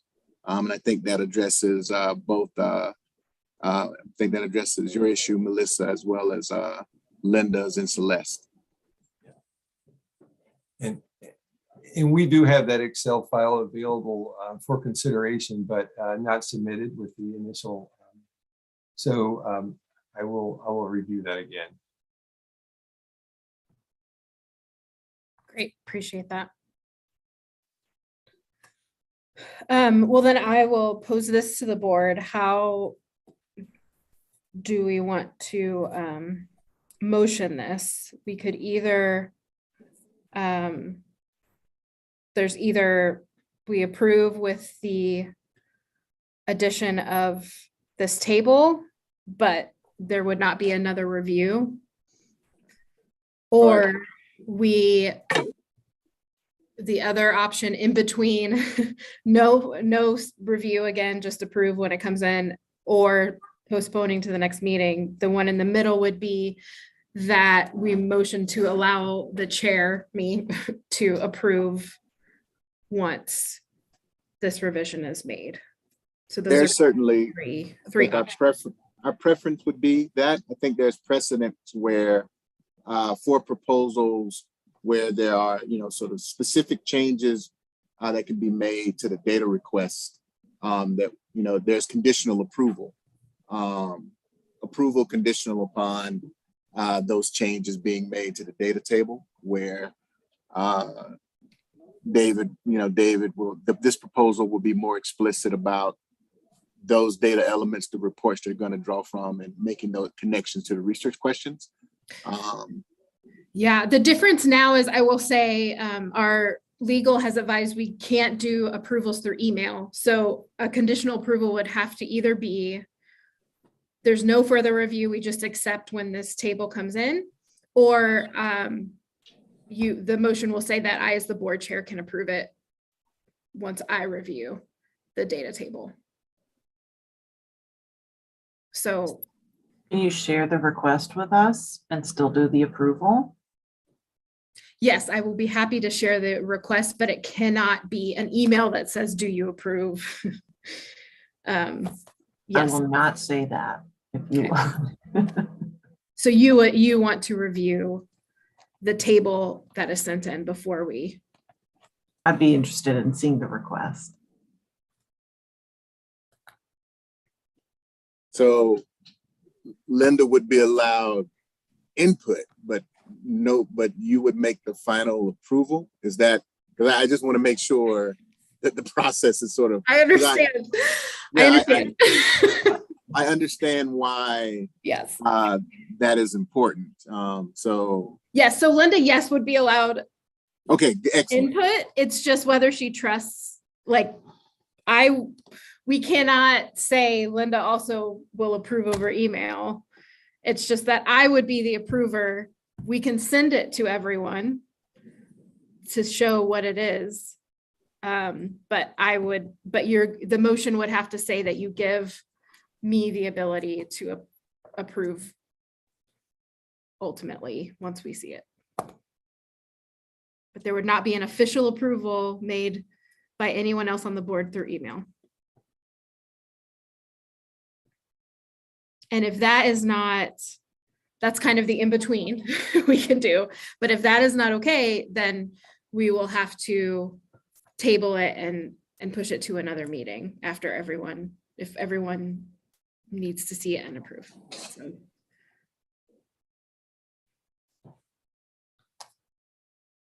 Trying to stay on top of the law, everyone.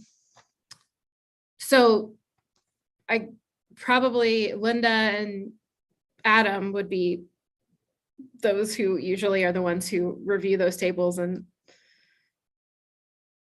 would usually have the most to say about that. So what do we think? Table it or give the chair the ability to approve upon reviewing?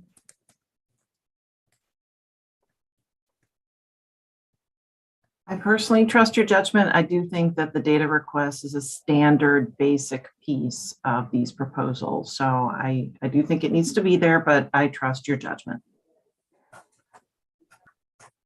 Okay, and I will absolutely send it out for everyone to see. Okay, then I will, let's see if I can do this motion. I move to approve proposal 10, including remote access, with the, let's see, upon addition of a data table and allowing the chair to provide final approval. This Does anyone? I'm sorry, we can't use the phrase conditional approval? Is that? So we can use conditional approval, but it cannot mean that. No, we I are know, but I approving guess over what I you. would, yeah, only to say like maybe the motion is a motion to conditionally approve upon receipt and review by the chair of an updated data table that incorporates specific files for the specific TEA files and extended coordinating board years through current. Yes. Who seconds that motion? Yes, I think we should go with that. I'll second. Okay, so Kathy made the motion. Then we had a second, and all in favor? Aye. Aye. Any opposed? All right, motion passes. Thank you, everyone, for working together on this. Yeah, and thank you Thank you. guys for your patience. I did want to tell you that we worked days and days on going through every one of those elements, but yet in the output that generalization table didn't come out the way I had hoped. So Yes, forgive me. I'm sure you have it. So just send it our way. And Okay. Okay. Thank you guys. Thank you. All right. Moving to proposal 11, including remote access, UTA 185, disproportionate effect of natural disasters on later life outcomes. We have a researcher here to tell us about it. Yes, I'm here. Hello, can everyone hear me good? Yes. My name is Jimin Hong, and I'm a PhD student at UT Austin in the economics department. So this project is to examine whether the children who experienced material loss from the natural disasters, if they show better later life outcomes in education and employment. One of the recent studies on the World War II showed that the descendants with a family history of forced migration who went through a loss of physical assets demonstrated significantly more years of education than others without the history of loss. Not only forced migrations from war cause a material loss, but also unexpected natural disasters, such as hurricanes, also cause a material loss and change the victim's behavior through channels such as risk or loss aversion and resetting their values on the intangible assets, such as human capital, which can be accumulated by the educational investment. So this project focuses on the Hurricane Ike that hit southern Texas in 2008, from which the children on site had to observe the demolition of their homes and schools. When the Hurricane Ike struck Texas, it ranked the third costliest hurricane in the US history. So I would like to investigate the long-run effects of the Hurricane Ike on the children's academic performance and employment, as well as the short-term impacts on the educational output, depending on the material loss they had to observe from their neighborhoods. The material loss data comes from outside the ERC data, from the Texas Department of Insurance at the county level, and I already have the data. I believe this research will be helpful in case of natural disasters impact persists for the long run. For the recovery from disasters, policies to additionally check the cohorts and support them with pursuing their higher education. Thank you for all, and I'm looking forward to answering any questions you might have.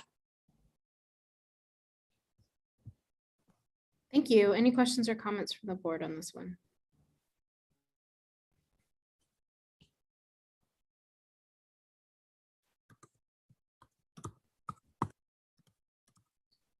All right, do I have a motion to approve proposal 12?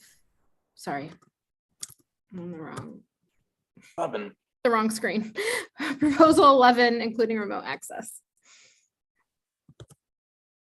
It's Adam, motion to approve. Have a second? This is Rodney Andrews, a second. All in favor? Aye. Any opposed? Right, motion passes. Thank you, everyone. Thank you for being here. All right, proposal 12, including remote access, UTA 186, early success after high school. No, this was pulled, I heard today. Right. Okay, proposal 13, including remote access. UTA 187, relieving financial burden, advanced placement courses, job resilience at the time of shocks. Do you have a researcher here to talk about this one? Hey, yes. Hi. I'm Hande. I'm a third year economics PhD student at UT Austin. And sorry for the typo in the title because I have two different projects and there was an unexpected merge between the projects. Sorry. So I have two different projects in the same proposal. The first one is relieving financial. Oops, sorry. And the second one is job resilience at the time of shocks. The main motivation behind them is that accessing higher education and better labor market outcomes through higher education is valuable, especially for disadvantaged students. The first project examines the financial effects of gaining college credits with advanced placement courses, including the change in the amount of student loans and labor market outcomes by utilizing advanced placement incentive program. The gradual implementation of the program provides me a quasi-experimental environment to extract the causal effect. The project is motivated by the idea that paying the student debts is a big problem in the US, and this problem affects financial decisions and psychological stability over time. So following the literature, I believe understanding the outcomes of advanced placement courses will be helpful. The second project examines the labor market outcomes in economic shocks, such as job resilience of higher quality education by utilizing the Texas top 10% rule. In this project, I want to look at the labor market conditions in the pandemic to see how resilient the jobs become with higher quality education. In the literature, it's known that Texas top 10% rule gives us higher involvement in flagship universities. So that's why I was thinking to use that policy change to see the effect of higher quality education on the job resilience. Again, the Texas top 10% allow me to extract the causal effects of college quality of college education. This project is motivated by the negative effects of involuntary job loss, lower earnings, long ways of the job replacement, as well as social, psychological, and physiological outcomes, such as higher divorce rate, threatened stability, and chronic diseases. And I believe both projects will help us to understand how policies can be designed to provide easier access to college education for disadvantaged students in Texas, and whether they're helpful to obtain better outcomes in the long run. So I will be happy to take questions and comments. Thanks. Thank you. Any questions or comments from the board? What's the common thread, right? Like, it seems to be explicitly two different projects that are being presented as a single project. Oh, actually, I believe that was my mistake. I thought I was thinking I can apply for two different projects at the same time, but in the sense that their outcomes are like interchangeable between two projects, that I still am thinking that they can be considered as one, because both projects try to understand the effect of college education on the labor market outcomes in different ways. And I did want to say, this is something I've learned over time. We have a lot of economic students here at UT, and they don't do one dissertation. They do 3 job papers. Oh yeah, that's another point. I need 3 different dissertation papers. Yeah. I'm an economist. I'm familiar with that. So I just, just hearing the language. So they're both related to sort of post-secondary education. I just, like, what's how it was explicit in terms of it's 2 different things, and now it's a single project. And I just, some language that more smoothly produces a thread is useful. And she's. Thank you.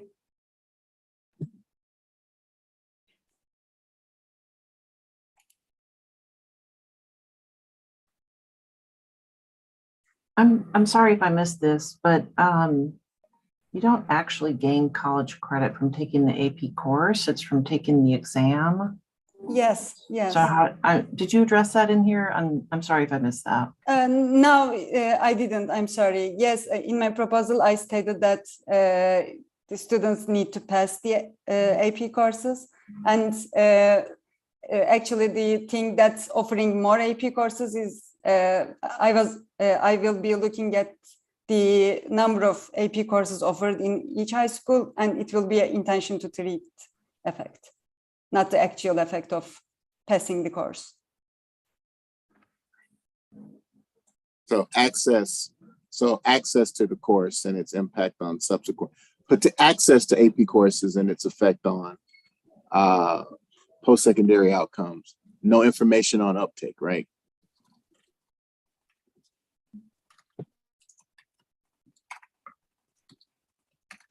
Right. That was something I wanted to confirm too with the researcher.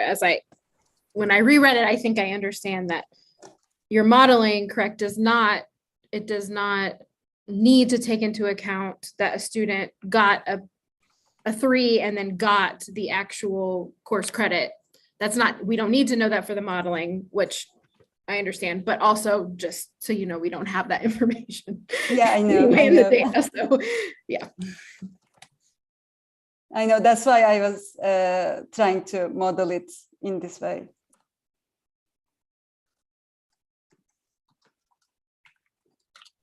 The only other thing I thought about, and Linda, you might know some about this, using the AP incentive program. From my understanding, there were other programs beyond this official one that provided incentives for AP. So Carabo Jackson has produced a paper using these data that looks at APIP. So, you know, that actually took place at the UTD ERC some years ago. So, you know, there's that. Happy to provide that reference, you know, to the researchers. I don't recall the exact research design that he employed, but I think it's similar, where he looked at districts, you know, where that program was in place, and then looked at sort of subsequent changes and outcomes when compared to similar places that lacked APIP. Thank you very much. I was aware of the paper, and I know its design, and it will be probably useful to contact him. Thanks. Thank you. Any other questions or comments? Requests for revisions? All right. Do I have a motion to approve proposal 13, including remote access? This is Rodney Andrews, and I motion that we accept the proposal with remote access. Second. Kathy, I'll second. All in favor? Aye. Aye. Any opposed?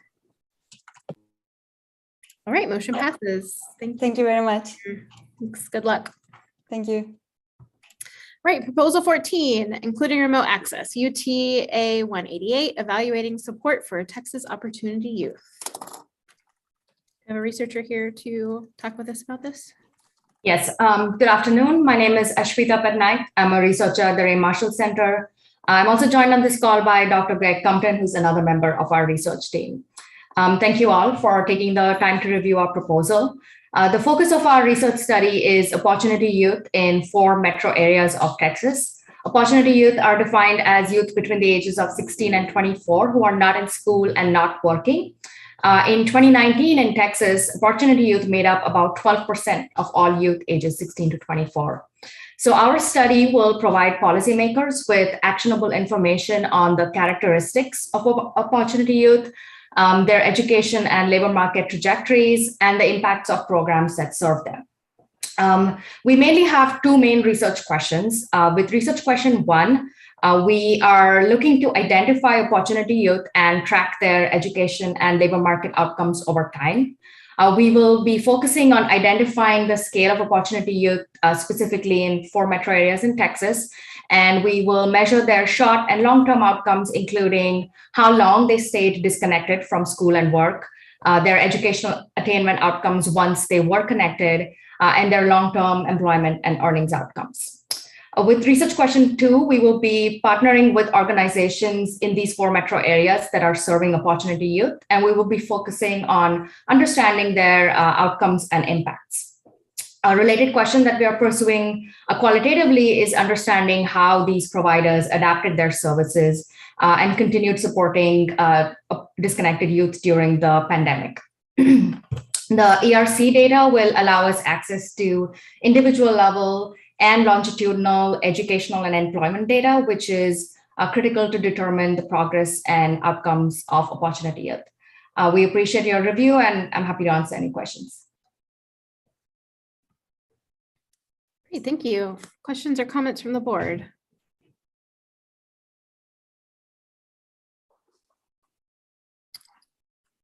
One question I had is,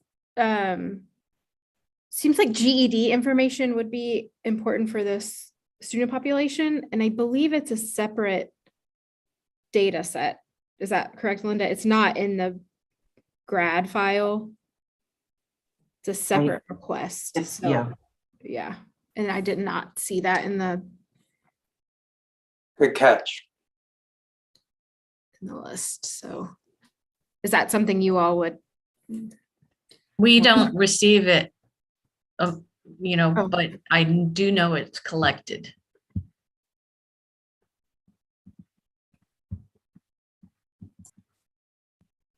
Do the researchers? Yeah, I mean, this is Greg. Yeah, I think that if the GED data becomes available, we would love to have access to it. I think that my knowledge is it's not currently within the ERCs, and this is one of those items that we would probably submit through a supplemental request. I think our goal is to see what we can do without that information, because typically with a GED, someone has been enrolled in the past, and you may notice from our proposal that we start looking at cohorts of students. So we start with sophomores, and then if they disappear and then they reappear, that's sort of how we're determining who is opportunity youth. We'll probably catch a lot of those folks who we may not see that they get that GED, but they'll probably be included in the sample, and future outcomes will be accounted for with them. So do you want to add that now or no? Sorry. Linda, is that something that TEA would do? We would have to check. It is something we can do technically, but we'd have to check with the program owners. Oh, apologies. I thought it had been requested before for ERC. So if it's a supplemental request, then yeah, that would be a separate. But you know what, that's a great note. We'll make a note of that. And then in a future meeting, we will probably include a supplemental request for that. That seems very reasonable for us. So I really appreciate that thorough catch on that. Any other questions or comments? All right, then do I have a motion to approve proposal 14, including remote access? This is Kathy. I move to approve. Do I have a second? Adam, second. All in favor? Aye. Any opposed? All right, motion passes. And on the agenda sorry, I have a lot of screens open on one, or a lot of windows on one screen. Item 7, consideration and possible action to approve requests for remote access to data. This was actually withdrawn and will be postponed for a future meeting. This is a THECB commissioner directed project that we will bring to a future meeting.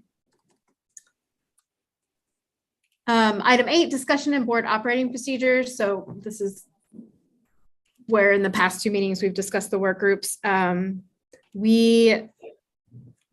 I wanted to be able to say today we've already emailed you and we've set up meetings to start, but that will happen very soon, and we'll get together soon with the work groups we discussed in our last meeting, and get working on the policies, some of which came up today in our discussions about what would be helpful to see in the proposals as they come to us.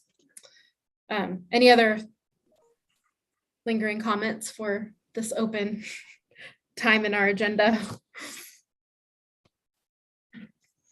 One thing that hasn't been answered that probably all three of us directors have dealt with is that moving forward when the data titles change and even the data in them have changed, like this new class roster, we need to know if we're allowed to supply that, even though it's not the same as the file that was approved, even though it's replaced it.